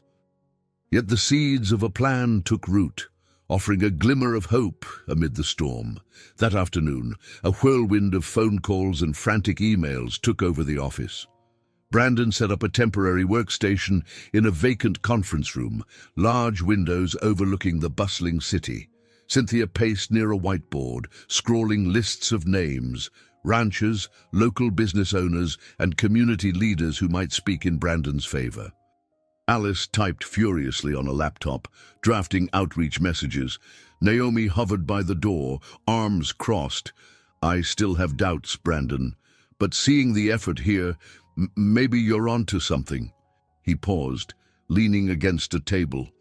"If we stand by these smaller producers, we'll build goodwill that can outlast any short-term dip in profits. We can be recognized as a leader in sustainable agriculture." That's a powerful selling point. Naomi studied the whiteboard, brow furrowed. I need more than words. The board wants to see numbers. Cynthia tapped the marker on her chin. We'll gather testimonials that show real economic impact. If we can't secure a formal study in time, we'll at least get statements from ranchers about how fair contracts help them expand or hire more workers. Alice gestured to the laptop. We've emailed half the list already. Some have responded, eager to help. A few remain cautious. She looked at Naomi. Any help you can offer, personal calls, introductions, would be invaluable. Naomi sighed, glancing between them. I'll see what I can do, but you need to move fast. She left, the door swinging shut. Cynthia tossed the marker aside. She's tough to read, but not a lost cause. Brandon nodded, expression resolute. We'll sway her, one way or another. Let's keep at it. They worked late into the evening. Alice's shoulders ached from hunching over the laptop, but she pressed on. Emails poured in. Supportive messages from ranchers praising Brandon's approach, skeptical notes from board members. Each small success fueled their momentum. Sometime after 9, they ordered takeout, pizzas and soda cans that cluttered the conference table. Cynthia hammered out phone calls, using her best persuasive tone. Brandon stepped away occasionally to field calls about security concerns. The tension from John's threats loomed, but they couldn't afford distractions. By midnight, exhaustion weighed heavily. Alice glanced at Brandon, who rubbed his temples, eyes bloodshot. We should rest, she said gently. We can't lead a meeting half asleep. He inhaled, scanning the laptop screen with weary focus. Just one more call, then we'll pack it in. Cynthia grabbed her purse, stifling a yawn. I'll head to my hotel. Alice, you sticking with me or going with Cowboy CEO here? Alice glanced at Brandon, heart torn between her best friend and the man she'd grown to trust. Actually, let me just help him wrap up. I'll text you once we're done.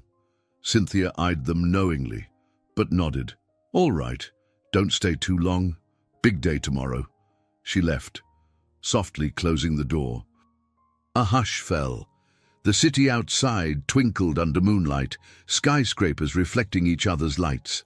Alice typed a final update, then closed the laptop. Done. No more emails for the night. Brandon let out a tired chuckle. Thank you.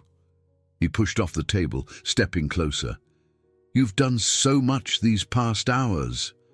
A subtle thrill coursed through her at his nearness. I just hope it's enough. Arthur's bound to have his own strategy. He rested a hand on her shoulder. We're doing everything we can. No matter what happens, thank you for standing by me.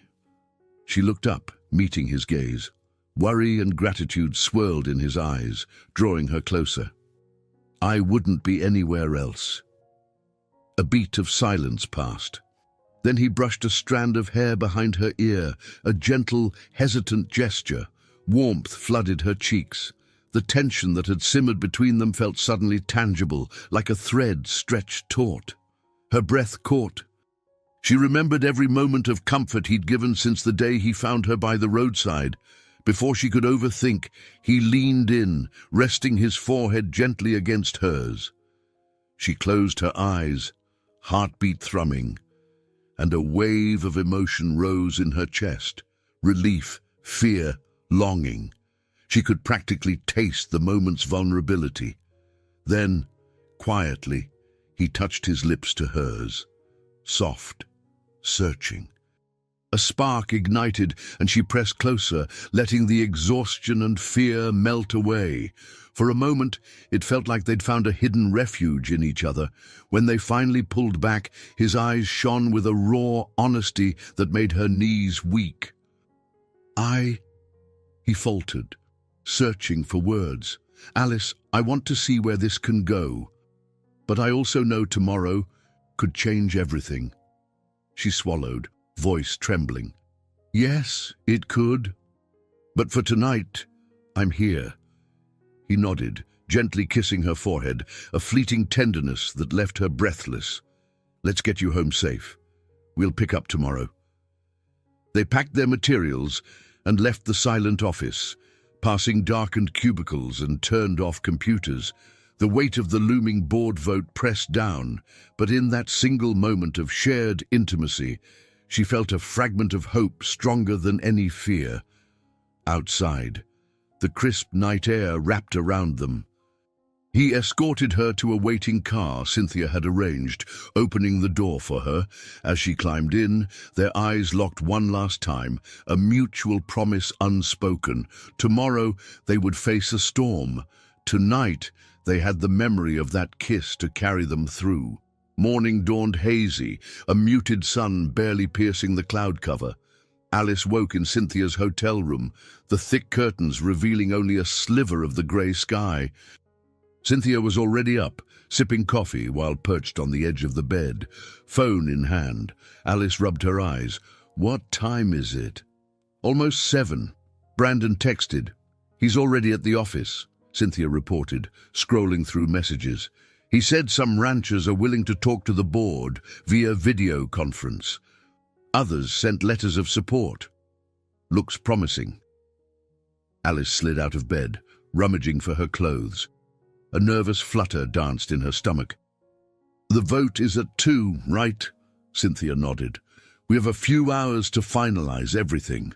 She snapped her phone case shut. "Alice, before we get sucked into the day, are you sure about all this? Helping Brandon fight a corporate battle?" Alice paused mid-motion, pulling on a blouse. She met Cynthia's concerned gaze in the mirror.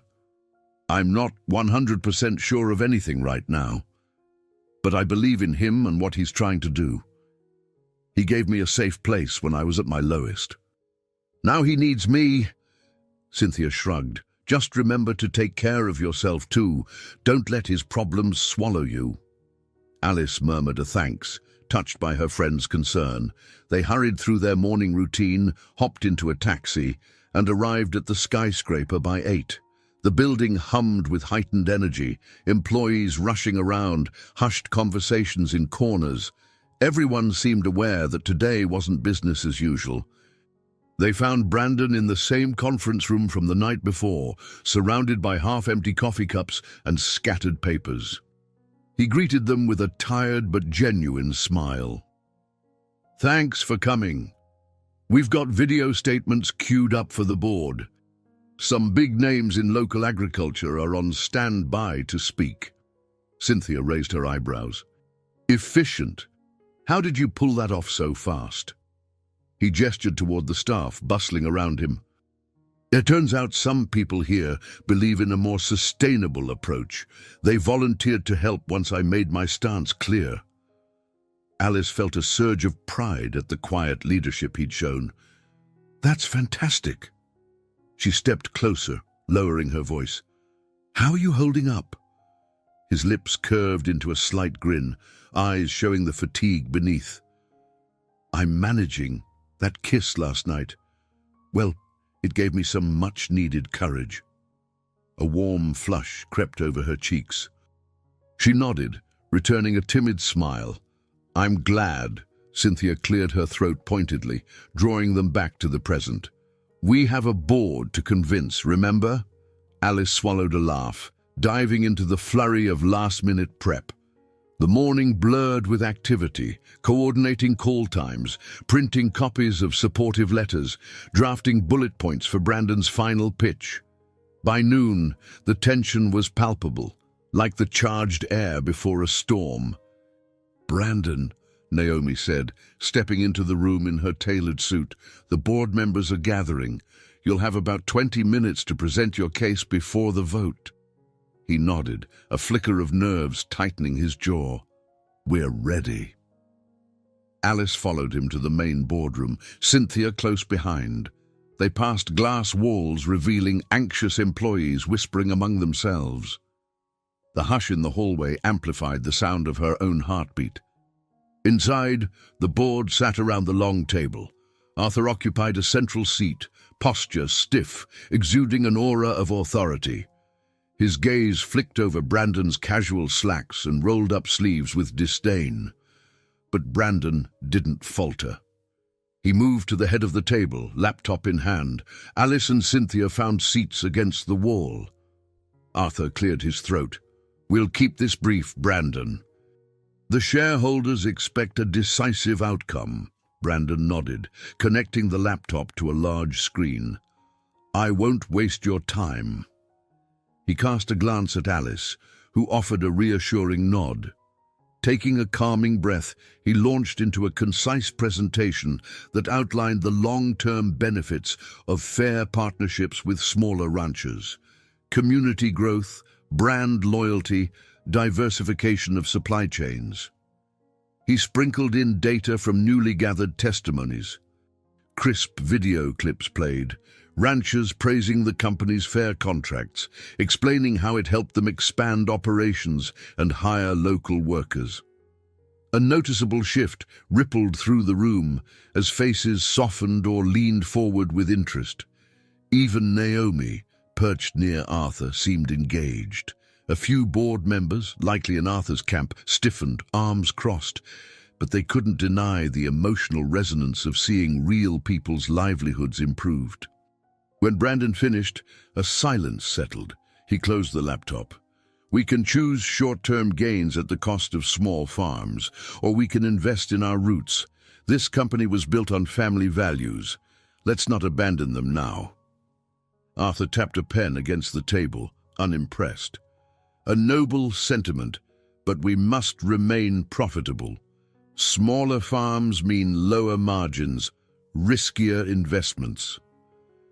Brandon fixed him with a level stare. "They also mean loyalty, stable supply, and consistent long-term returns. We avoid the volatility that comes from chasing the highest bidder." A low hum of whispered debate filled the space. Then, to Alice's relief, Naomi spoke up. "Brandon has valid points. We've been focusing too narrowly on immediate figures. The testimonies show real benefits that could be leveraged for future growth." Surprised murmurs spread.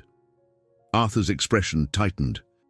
"You can't be serious, Naomi. Don't let sentimentality cloud your judgment." She squared her shoulders. "It's not just sentiment, it's strategy. We build goodwill, we earn trust. That can translate to stable, long-term revenue." A hush followed. Alice glanced at Brandon, whose eyes glimmered with cautious hope. The arguments continued, various board members voicing support or skepticism. Finally, Arthur stood. "Enough debate. We vote at 2-ish, as planned." Everyone dispersed, tension thick. Brandon exhaled, a faint tremor in his hand as he packed the laptop. Alice and Cynthia joined him, hearts pounding. With less than 2 hours until the vote, all they could do was wait and hope the seeds of conviction they'd sown would blossom in time. The final vote loomed like a thundercloud. At exactly 2 in the afternoon, all board members filed back into the conference room, their expressions guarded. Brandon stood at the head, arms folded. Alice and Cynthia hovered near the wall, exchanging apprehensive glances. Arthur, maintaining an air of composure, addressed the group. "We've heard Brandon's proposal. Now we must decide if we continue under his leadership or move to appoint a new CEO." He flicked a steely glance in Brandon's direction. "All in favor of retaining Brandon Scott? Raise your hand." A moment of stillness. Then Naomi lifted her hand. 2 other board members followed suit, each quietly but firmly supporting Brandon. Across the table, several hands stayed down, eyes darting toward Arthur for direction. Arthur's lips pressed into a thin line. All opposed. Slowly, 6 hands rose, including Arthur's. Brandon's gaze swept the table, noting each face. For a moment, confusion flickered on a few members' expressions, as if they weren't sure how to vote, but the pressure in the room weighed on them. The tension was palpable. In total, the votes for Brandon were just 4, with 6 opposed. A hush thickened. Brandon's face drained of color. "That means," he began, voice tight. Arthur inclined his head. "By majority, the board has voted to remove Brandon Scott as acting CEO. effective immediately. A stunned silence gripped the room. Alice felt the air rush from her lungs. Brandon inhaled sharply, fists clenching at his sides. She wanted to scream at the injustice, to rail against Arthur's manipulative tactics, but the formal process was done. One of the members, evidently troubled, spoke hesitantly. "Arthur, are we sure about this? We're ousting the rightful heir." Arthur leveled a hard stare. "He remains a majority shareholder, but operational leadership will be transferred. The next step is to appoint an interim CEO until we finalize an executive search." Brandon gritted his teeth. "You can't just throw me out. This is still my name, my legacy." Arthur lifted his chin. "You rejected the path that was most profitable. The board and shareholders have chosen differently. I suggest you collect your personal belongings. Security will escort you if necessary." A flurry of shocked murmurs spread, but no one openly challenged Arthur. Brandon stood rigid, betrayal twisting his features. Without another word, he stormed out, footsteps echoing through the hushed corridor. Alice exchanged a furious glare with Arthur, then hurried after Brandon. She caught up to him by the elevators. He jammed the call button, frustration rolling off him in waves. "I gave everything to this company," he snapped, voice raw with anger and hurt, "all because I tried to do something good. They treat me like a criminal." Alice rested a hand on his arm. "I'm so sorry, Brandon. This isn't fair." He shook his head, eyes haunted. "Arthur's been waiting for this moment. He just needed the right pretext, my absence, the failing quarter, any excuse to undermine me." The elevator dinged, and they stepped inside, silence pressing in. As the doors slid shut, Alice wanted to offer comfort, but words felt too small against the enormity of the betrayal. She reached for his hand instead, hoping the gesture alone might ease some of his pain. At the lobby, Cynthia stood by the glass doors, jaw clenched in anger. She took one look at Brandon's stricken expression and realized the outcome. "I'm so sorry," she whispered, stepping aside as they exited. Outside, clouds gathered in a brooding sky. Brandon inhaled the fresh air, tension visibly radiating from his body. "Let's get out of here. I can't stand this place another second." They headed to the parking garage, finding Brandon's truck amid sleek company vehicles. He slammed the door shut after Alice climbed in, then gripped the steering wheel, knuckles white. She rested a hand on his shoulder, feeling the tremor coursing through him. "I lost everything," he muttered. "My credibility, my father's company, all gone in minutes." She squeezed gently, tears burning her eyes on his behalf. "You haven't lost everything. You still have your shares, and you have me.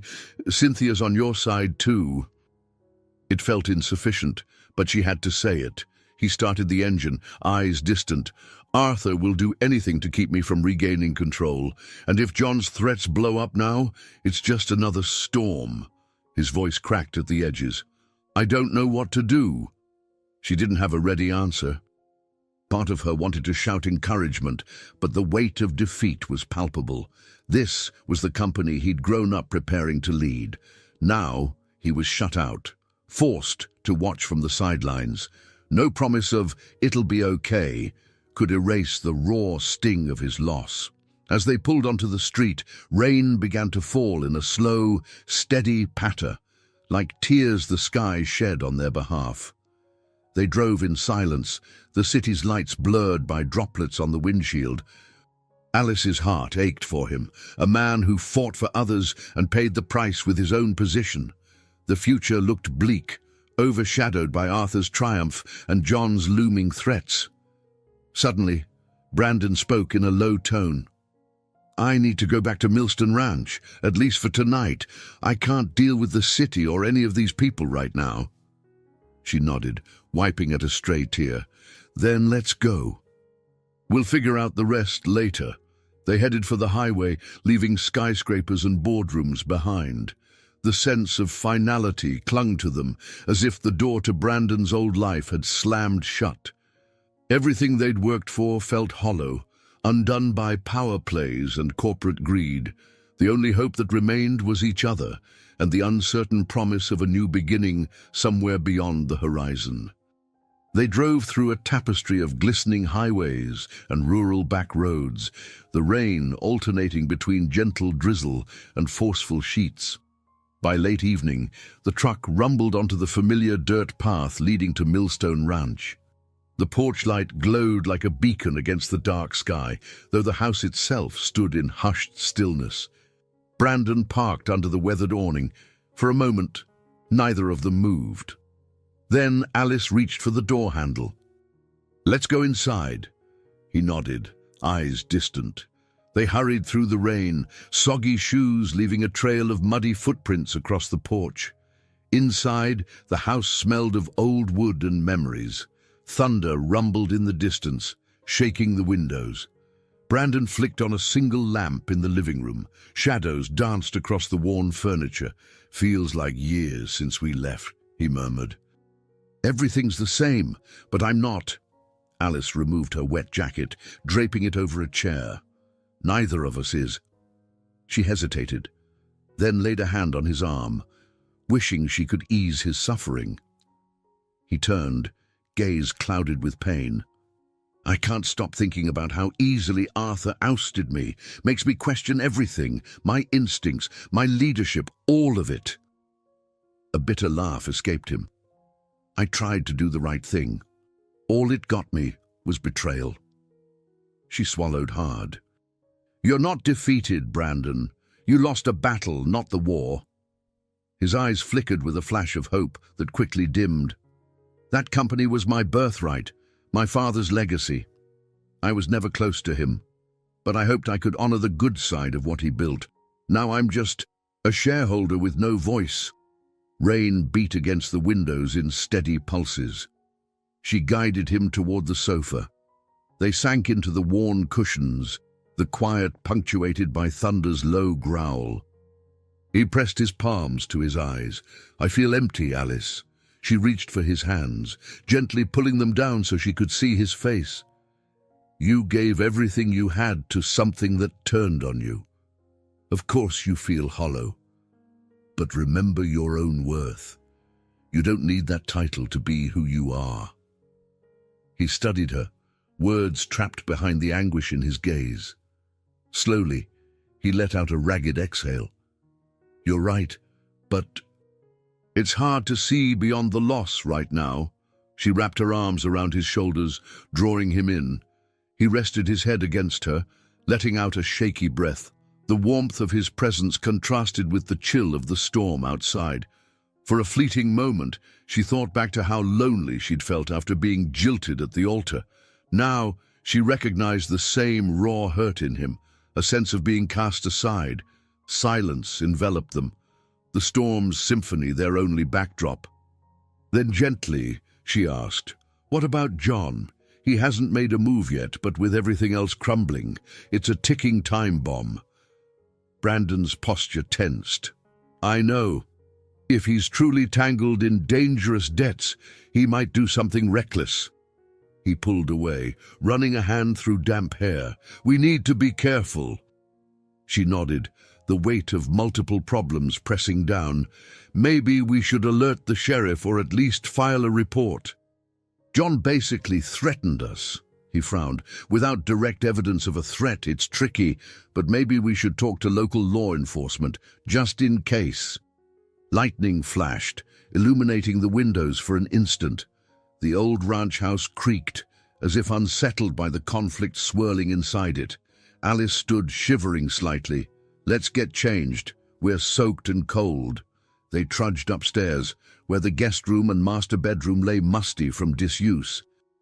She found fresh towels and left one for Brandon. After changing into dry clothes, she returned downstairs, finding him in the kitchen, fiddling with an old kettle. He glanced up. "I thought maybe some tea would help."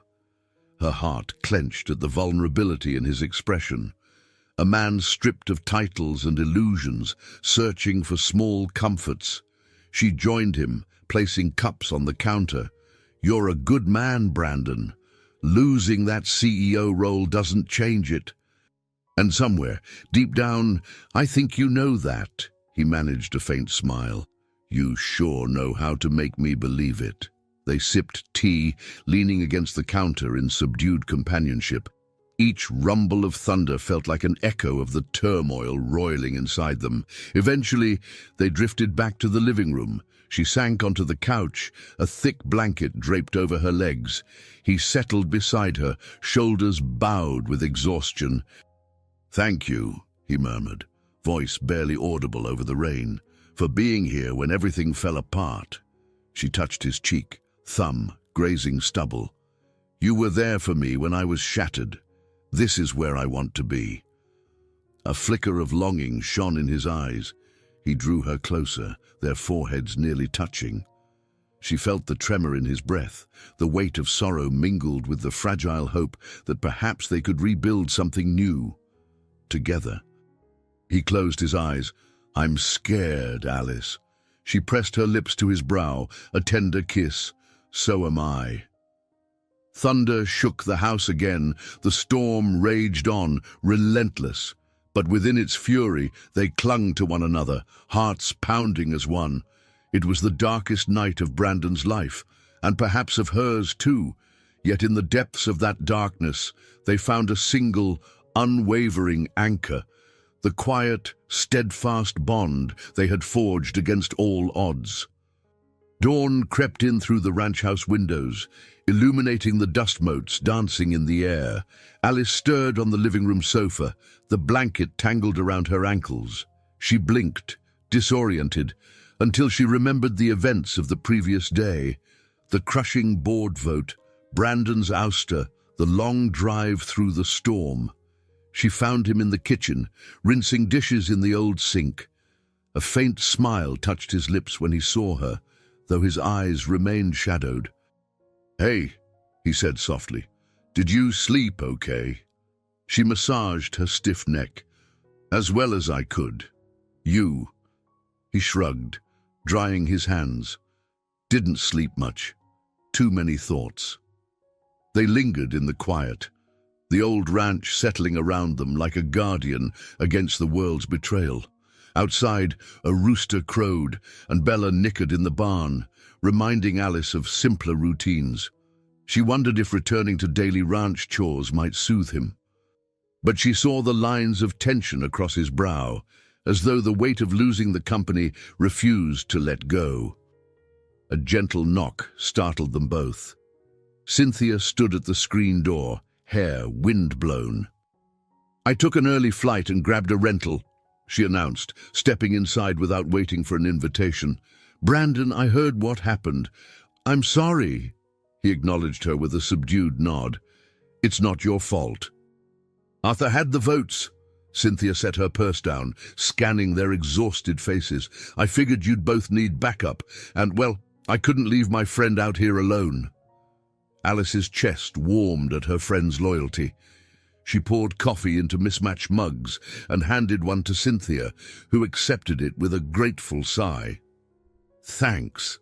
"Now," Cynthia said, directing her gaze at Brandon, "what's our next move?" He leaned against the counter. "There's not much I can do about the company. Arthur's in charge now. He's probably changing locks, passwords, everything." Cynthia pursed her lips. "That may be so, but you're still the majority shareholder. You can challenge the board's decision in court or call for a shareholders' meeting. At the very least, you can fight for more ethical policies from the outside." He shook his head. "That could take months, maybe years.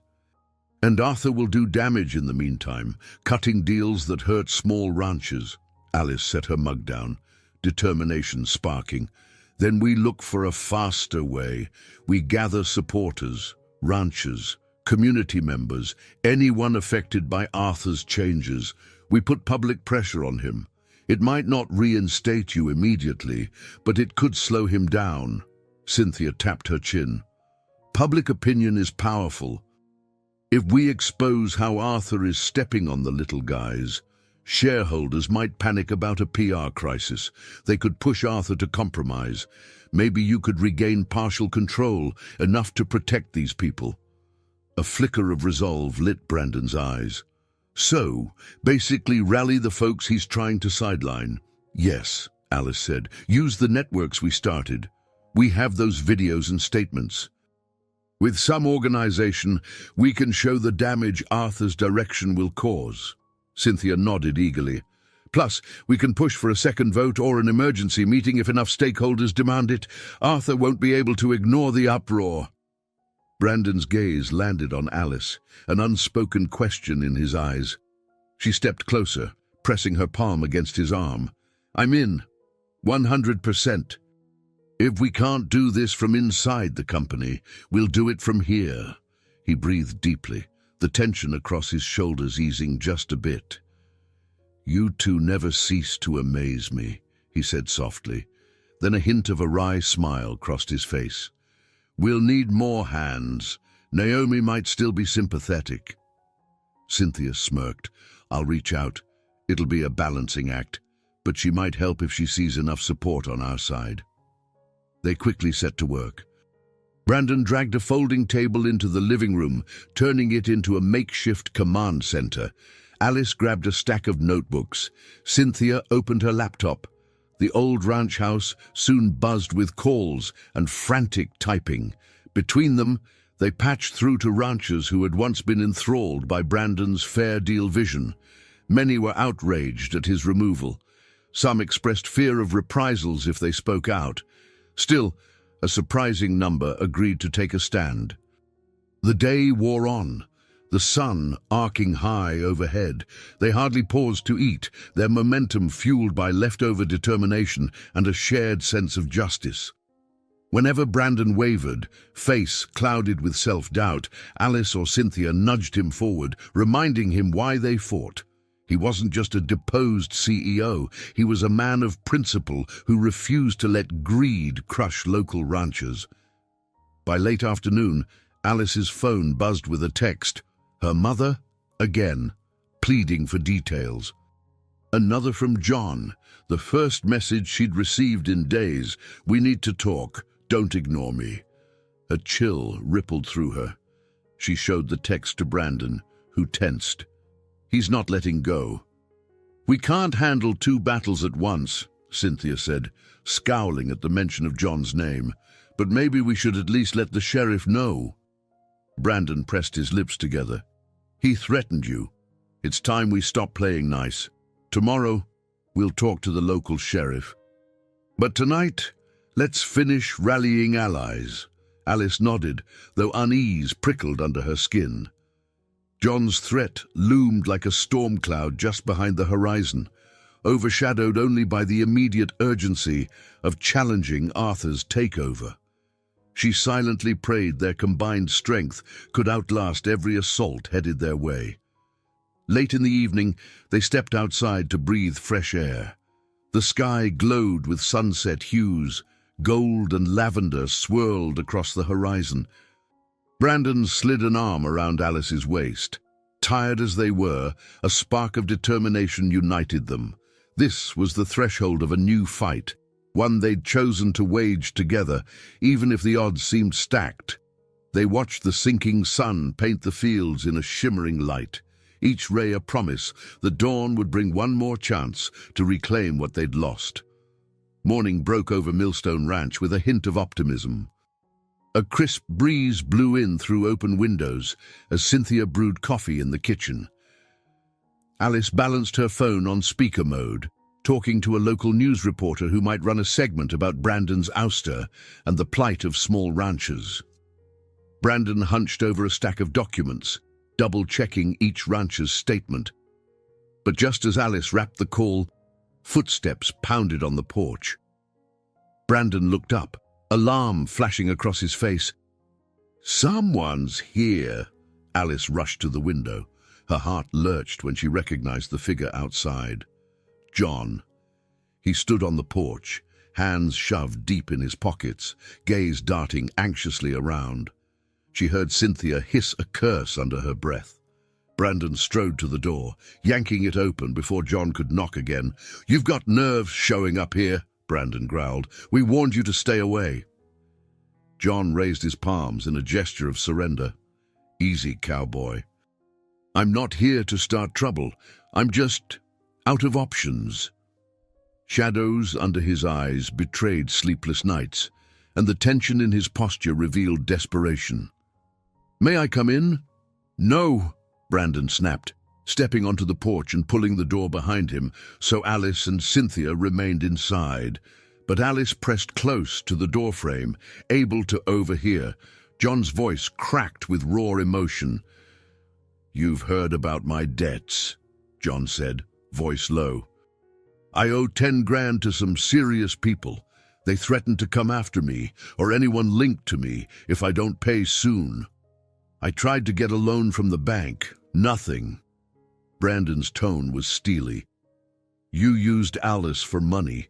You left her at the altar. Now you show up asking for a bailout. Not happening." John exhaled shakily. "I know I messed up, but I'm cornered. If they find out about you two, or about how Alice and I were engaged, they might think she'll pay to protect herself, and that puts her in danger." Behind the closed door, Alice bit her lip. Fear gnawed at her. She remembered his threats clearly, yet part of her still felt reluctant to watch John self-destruct, no matter how terribly he'd wronged her. "Let me talk to him," she whispered to Cynthia. Her friend's eyes flashed concern, but she nodded. Alice stepped onto the porch, ignoring Brandon's protective glare. "John," she began, voice trembling, "why should we trust anything you say?" He turned haunted eyes toward her. "Because I have nothing left to lose. The men I owe, they've started searching my old contacts. That includes you, your parents. I'm trying to warn you." Brandon's jaw tightened. "If you truly cared, you wouldn't have put her in this position to begin with." John winced. "I know. I'm sorry. I was a coward. But I'm telling you now, watch your backs." Alice swallowed, searching his face for sincerity. She saw desperation, yes, but also a flicker of genuine remorse. "If you're truly sorry, then stay away from us. We'll handle any threats that come our way." He shook his head. "They'll keep coming unless I pay them off. If you loan me the money, I can leave, disappear before anyone else gets hurt. I swear I won't bother you again." Brandon's voice dropped to a dangerous hush. "Do you hear yourself? You're still trying to wring cash out of her, out of me. You'll say anything." John's expression twisted, a mix of guilt and defiance. "Fine, don't believe me, but when those men show up, don't say I didn't warn you." He stepped off the porch, glancing back only once. "Take care, Alice. I really did love you in my own messed up way."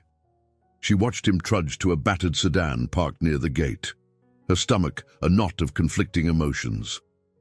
He started the engine and drove off, dust kicking up behind him.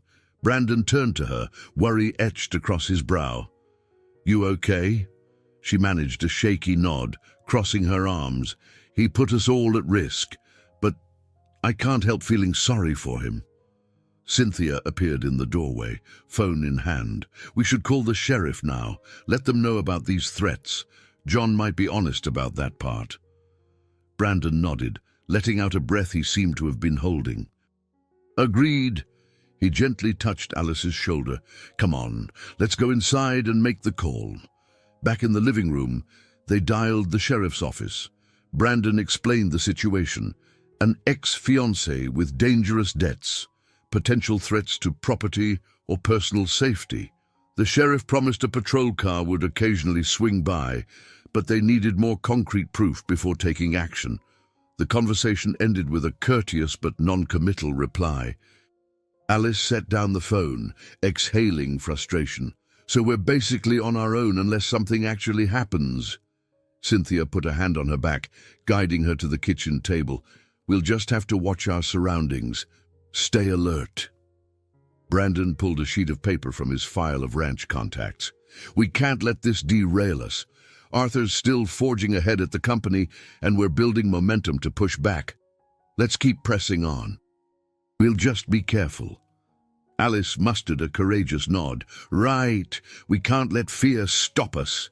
Yet even as she said the words, a trickle of dread curled in her gut. John's warning echoed in her mind. They'll find me, or they'll find you. She forced herself to refocus. They had a campaign to run against Arthur's tyranny, and if adversity had taught her anything, it was that pressing forward sometimes required ignoring the knots of fear swirling beneath the surface, at least long enough to act. The following day, the ranch bustled with an unexpected energy. Naomi arrived in a sleek car, stepping out in low heels that sank slightly into the soft dirt. She greeted Brandon with a wary smile. I've taken a big risk coming here, she admitted. Arthur would be furious if he knew. Brandon offered a grateful nod, gesturing for her to follow him inside. Thank you for coming. I know it wasn't easy. Inside, Alice and Cynthia had set up a makeshift station in the living room. Laptops, papers, and half-drunk mugs of coffee cluttered every surface. Naomi's sharp gaze swept the organized chaos. Looks like a grassroots revolution, she quipped, setting her briefcase down. That's the idea, Cynthia said, eyes dancing with defiance. Arthur wants to silence the small ranchers. We plan to amplify their voices until the board can't ignore it. Naomi opened her briefcase, retrieving a laptop. Before we proceed, I have news. Some shareholders are asking questions about Arthur's aggressive moves. He's pushing expansions into new territories, forcing small farms to sign lopsided contracts. It's generating tension. Brandon frowned. No surprise. He promised them quick profits, but that approach always comes at a cost. Naomi nodded. They're concerned about backlash. If enough negative press surfaces, these shareholders might force another leadership vote, or at least reinstate you in some capacity. The question is, can we create that pressure fast enough? Alice pulled a stack of printed letters forward. We've collected personal statements from a dozen ranchers who've been coerced or faced heavy-handed tactics under Arthur's new policies. If we compile them into a public document, like an open letter, and release it to local media, it might spark widespread outrage. Cynthia raised an eyebrow. We'll need a strong digital push, social media, online petitions, maybe a few well-timed interviews. Naomi, you mentioned certain board members are still on the fence. Naomi glanced at her notes. Yes, if the public outcry is big enough, they might jump ship from Arthur. But we need tangible proof that these expansions are harming people. Brandon's expression turned resolute. We'll get it. Let's finalize the open letter. Then, Naomi, can you circulate it discreetly among the more sympathetic board members? If they see the wave building, they may lend their voices. She nodded, and I'll do it quietly, so Arthur doesn't immediately trace it back to me. Hours passed in a blur of frantic typing and hushed phone calls. Cynthia drafted the open letter, weaving in quotes from ranchers who'd come forward. Alice proofread each paragraph, ensuring the emotional weight remained, but the tone stayed professional. Naomi offered inside details on the board's concerns, shaping arguments to address them directly. At midday, they took a break to munch on sandwiches in the shade of the porch. Bella grazed nearby, flicking her tail lazily. Naomi leaned against a post, sipping iced tea. Hard to believe this peaceful place is at the center of such a storm. Brandon nodded, gaze sweeping the property. This ranch has become home in ways I never expected. Maybe losing the company was a wake-up call. My father and I never saw eye to eye. I inherited an empire, but always felt more grounded in places like this. Alice observed the flicker of sadness cross his face. She recalled how eagerly he'd fought to protect smaller ranches. Perhaps in losing the company, he'd finally found his truest purpose. She rested a hand on his shoulder. No matter what, you're still fighting for them. That's what matters. His eyes softened, and he slipped an arm around her waist, pressing a quiet kiss to her temple. Naomi watched, amusement mingling with acceptance. Glad to see you found each other in this mess, but let's focus on our next steps. They hurried back inside, renewed. Cynthia fired off the open letter to local news outlets. Naomi crafted an internal memo for certain board members, highlighting potential reputational damage. Brandon gathered new statements from ranchers who called in, spurred on by rumors that he was rallying them again. By late afternoon, the phone rang incessantly. Reporters asked for interviews. One small TV station wanted to come out and film. Social media posts multiplied, shared by communities outraged at Arthur's tactics. The tide of public sentiment began to shift, a groundswell of indignation that threatened to undermine Arthur's rapid-fire expansions. Naomi answered a call from a board member, her face lighting up with cautious triumph. Yes, we're aware. I understand. Let me speak to Brandon, she said, before placing the call on hold. She turned to Brandon, voice hushed. They're worried. They want to talk to you. A spark of hope lit Brandon's eyes. Put 'em on, he spoke calmly, detailing how sustainable practices and fair contracts still promised long-term profit. The board member on the other end seemed torn, but ultimately admitted the backlash was stronger than they anticipated. As the call ended, Brandon exhaled slowly. We're making progress. Slowly, but it's happening. Naomi offered a thin smile. Arthur's going to retaliate. Once he realizes this wave of protest has your fingerprints all over it, he won't hesitate to play dirty. Brandon nodded. We'll brace for that. We can't back down. Alice listened, pride swelling at the unity in the room.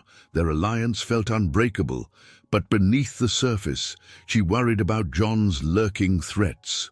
One crisis at a time, she told herself. If Arthur's next move was to crush their rebellion, they had to be ready, because the only way to protect everything they believed in was to stand as one, refusing to yield, no matter the cost. Word spread quickly about the open letter. Within a day, local newscasts aired brief segments on the controversies surrounding Brandon's former company. Ranchers from neighboring states added their voices online, recounting heavy-handed contract negotiations under Arthur's administration. Social media hashtags took off, and community forums buzzed with furious debate. Naomi discreetly fed updates to Brandon, confirming that multiple board members were alarmed by the rising backlash. Meanwhile, the small TV station followed through on their interest. That afternoon, a crew rolled up to Millstone Ranch in a van bearing the station's logo. A reporter named Tara, with a bright smile and a sharper gaze, stepped out to interview Brandon. She filmed B-roll of Bella trotting near the barn, capturing footage of the wide fields and the worn fences. Alice watched from a slight distance as Brandon explained his vision.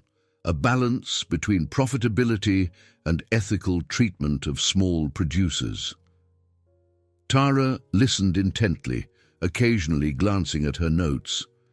When the camera wasn't rolling, she said to Alice, "So you left your wedding behind and found yourself here. Sounds like a romance novel." Alice blushed. "Life's full of twists." Tara smiled conspiratorially. "I'll keep the focus on the ranch issues, but a bit of personal color never hurts a story. Thanks for letting us film." After the crew packed up, Brandon slipped a hand into Alice's. "Thanks for being patient. I know these interviews can feel invasive." She squeezed his hand. "Anything that helps spread the truth." That evening, they gathered around the kitchen table to eat a hasty dinner. Naomi recapped recent developments. Arthur has called an emergency board meeting for tomorrow, likely to address the media storm. He's furious you're rallying so many voices. Brandon chewed thoughtfully. If he's calling a meeting, that means he's feeling pressure. He can't ignore the negative press. Alice glanced at Cynthia. Maybe this is our chance to push for a reconsideration of the vote. If enough board members flip, Arthur will be forced to reinstate Brandon somehow. Naomi pursed her lips. He'll fight it. Expect him to paint you as a disgruntled ex-CEO fueling public hysteria. We'll be ready, Brandon said, voice firm. I refuse to let him destroy everything. If there's any path to protecting the ranchers, I'll take it. Cynthia brushed stray crumbs from her plate. And John? Have we heard anything else from him? A small pall fell over the group. Alice shook her head. He hasn't shown up or texted again. Makes me uneasy. Brandon set his utensils down. Tomorrow morning, I'll swing by the sheriff's office again, just to update them on the situation. Naomi exhaled. Let's hope it remains a distant threat. She rubbed her temples. We should call it a night. Big day tomorrow. They dispersed, but Alice lingered in the living room. The evening sun cast golden light through the windows, illuminating dust particles in a dreamy haze. Brandon joined her, sinking onto the old sofa with a weary sigh. She curled up beside him, resting her head on his shoulder. Thank you, she murmured, for not giving up, even when everything went dark. He turned, brushing a gentle kiss across her forehead. I wouldn't have made it without you. You remind me why I'm fighting. She felt her cheeks warm. I realized something today, watching you speak to that reporter. You're meant for this, leading, inspiring people. Even if the board tries to shut you out, you'll find another way to protect what matters. His gaze flicked downward. I wasn't sure I had the strength, but you were abandoned and still found the courage to keep going. You taught me that perseverance means never letting others define your worth. She swallowed the surge of emotion rising in her throat. You saved me first, she whispered. Picked me up from the side of the road. That day I felt worthless, but here we are now. He drew her closer, the warmth of his arms chasing away the lingering anxieties. Their connection felt deeper than mere circumstance, as though adversity had forged an unbreakable bond. For a long moment, they simply breathed in unison, the ranch quiet, except for the soft hum of crickets outside. Eventually, Brandon stood, offering her a hand. Let's get some rest. Tomorrow could be the turning point. She nodded, letting him lead her upstairs. In the darkness of the guest room, she listened to the faint rustling of wind through the trees. She felt the weight of an uncertain future, but also the steady comfort of Brandon's presence just down the hall. Healing, she realized, came not as a sudden miracle, but as a slow, determined process, choice by choice, day by day. Under the covers, her thoughts drifted to the next morning's board meeting. Arthur might lash out, or the threat from John's creditors could rear its head, but her heart clung to hope. She'd faced heartbreak, betrayal, and fear. She'd found love in the unlikeliest place, and she refused to surrender to darkness again. Sleep claimed her gradually, lulled by the knowledge that she wasn't alone in the battle. The ranch house settled into night's embrace, a quiet fortress against whatever storms awaited at dawn. Each breath steadied her nerves. Tomorrow, they would face the final test, together. A hush settled over the corporate office lobby as Brandon, Alice, Cynthia, and Naomi stepped inside. Morning sunlight angled through the tall windows, reflecting off polished floors. Security guards eyed them warily, aware of the recent upheaval. Yet no one stopped them. Brandon still owned a controlling share, ousted or not. They took the elevator up to the boardroom floor. Tension pressed against Alice's chest, but she kept her chin high. Today was a pivotal moment. For Brandon, for the company, and for everyone who depended on fair practices. She glanced at him, feeling his determination radiate. He grasped her hand gently as the elevator doors slid open. In the corridor, familiar faces bustled about, exchanging nervous looks. Arthur's presence loomed at the far end, conversing in hushed tones with two executives. He cut his words short when he saw Brandon approach, bristling. "You have some nerve returning, Scott." Brandon met his gaze calmly. "You called a meeting. I'm here to observe. Shareholders want clarity on your new expansions." Arthur's jaw flexed.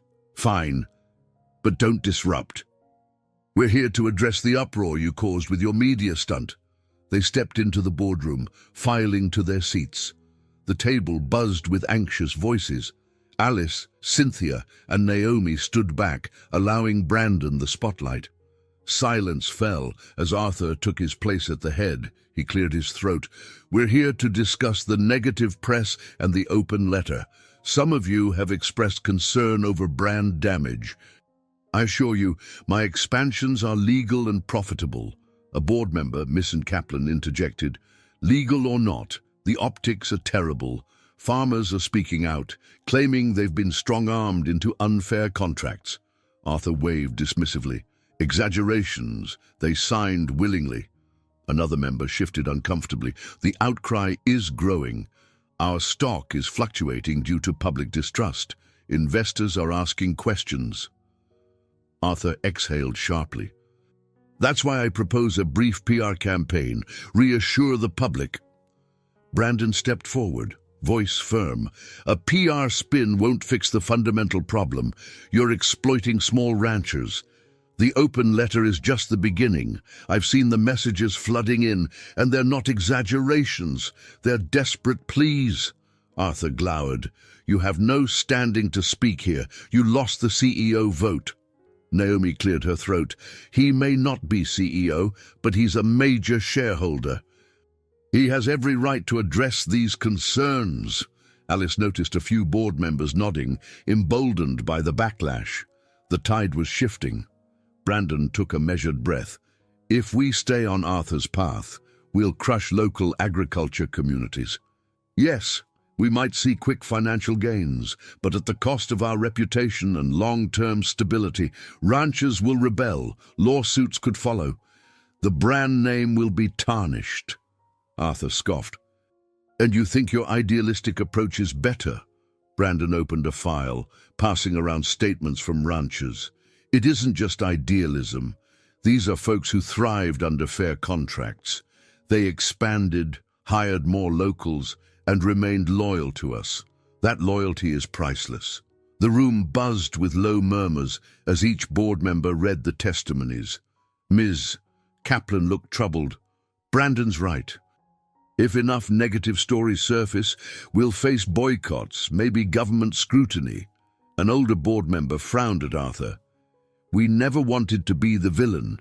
This company's roots were always about feeding communities, not bankrupting them."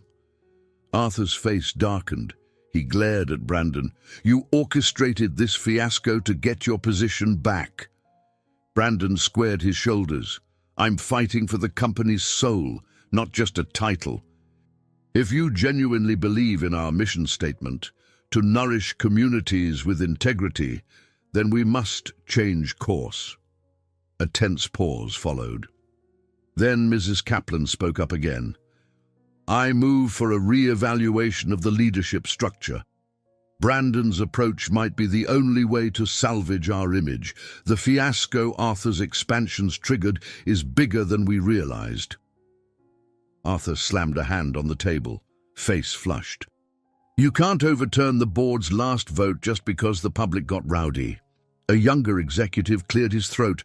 "Actually, the bylaws allow for a new vote if a majority of shareholders deem the situation critical. We represent them, after all." The shift in the room felt seismic. Board members exchanged glances, some nodding in agreement. Arthur's facade of control began to crumble. Finally, Ms. Kaplan looked at Brandon. "Will you step up to interim leadership while we sort this out?" Brandon's voice caught. He glanced at Alice, who offered him a hopeful smile. "If that's what the board wants, on the condition that we adopt a fair contract policy and re-evaluate every deal Arthur made. This time, we won't compromise our principles for short-term gains." A murmur of consensus rippled through the board. Arthur threw his pen down in disgust. "You'll regret this." "I guarantee it." The new vote was swift. Brandon was reinstated as interim CEO until a formal shareholders' meeting could confirm the changes. The tension snapped as he shook hands with Mrs. Kaplan and others, relief shining on their faces. Arthur stalked out, ignoring attempts to calm him. Alice released a breath she hadn't realized she was holding. Cynthia caught her eye and grinned triumphantly. Naomi quietly shut her laptop, a small smile tugging at her lips. It was done. Brandon had won. Out in the corridor, applause from gathered employees broke out. Brandon blinked, overwhelmed, then turned to Alice. Without hesitation, he pulled her into a tight embrace. "We did it," he murmured, voice thick. She laughed, tears welling. "Yes, we did, but it's just the start, right? There's so much work ahead." He pressed his forehead to hers. "Absolutely. And I wouldn't have it any other way." Their lips met in a tender, lingering kiss, cheers echoing around them. Cynthia whooped. Naomi simply beamed. The journey from heartbreak and betrayal to this moment felt unreal. Yet here they stood, forging a new path together. The memory of John's threat still lingered, but for now, hope and celebration prevailed. Hours later, they returned to Millstone Ranch. The late afternoon sun bathed the fields in warm light, as if blessing their victory. They stood on the porch, gazing at the horizon.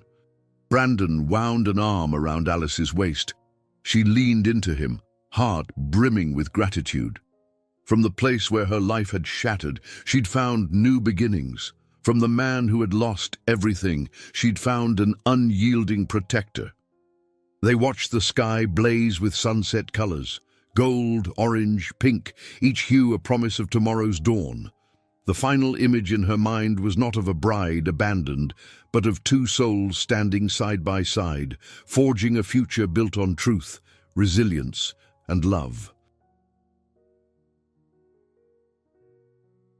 I hope you enjoyed today's story. Subscribe to the channel so you don't miss more stories like this. Leave a like and comment below what you thought of the story. See you in the next video.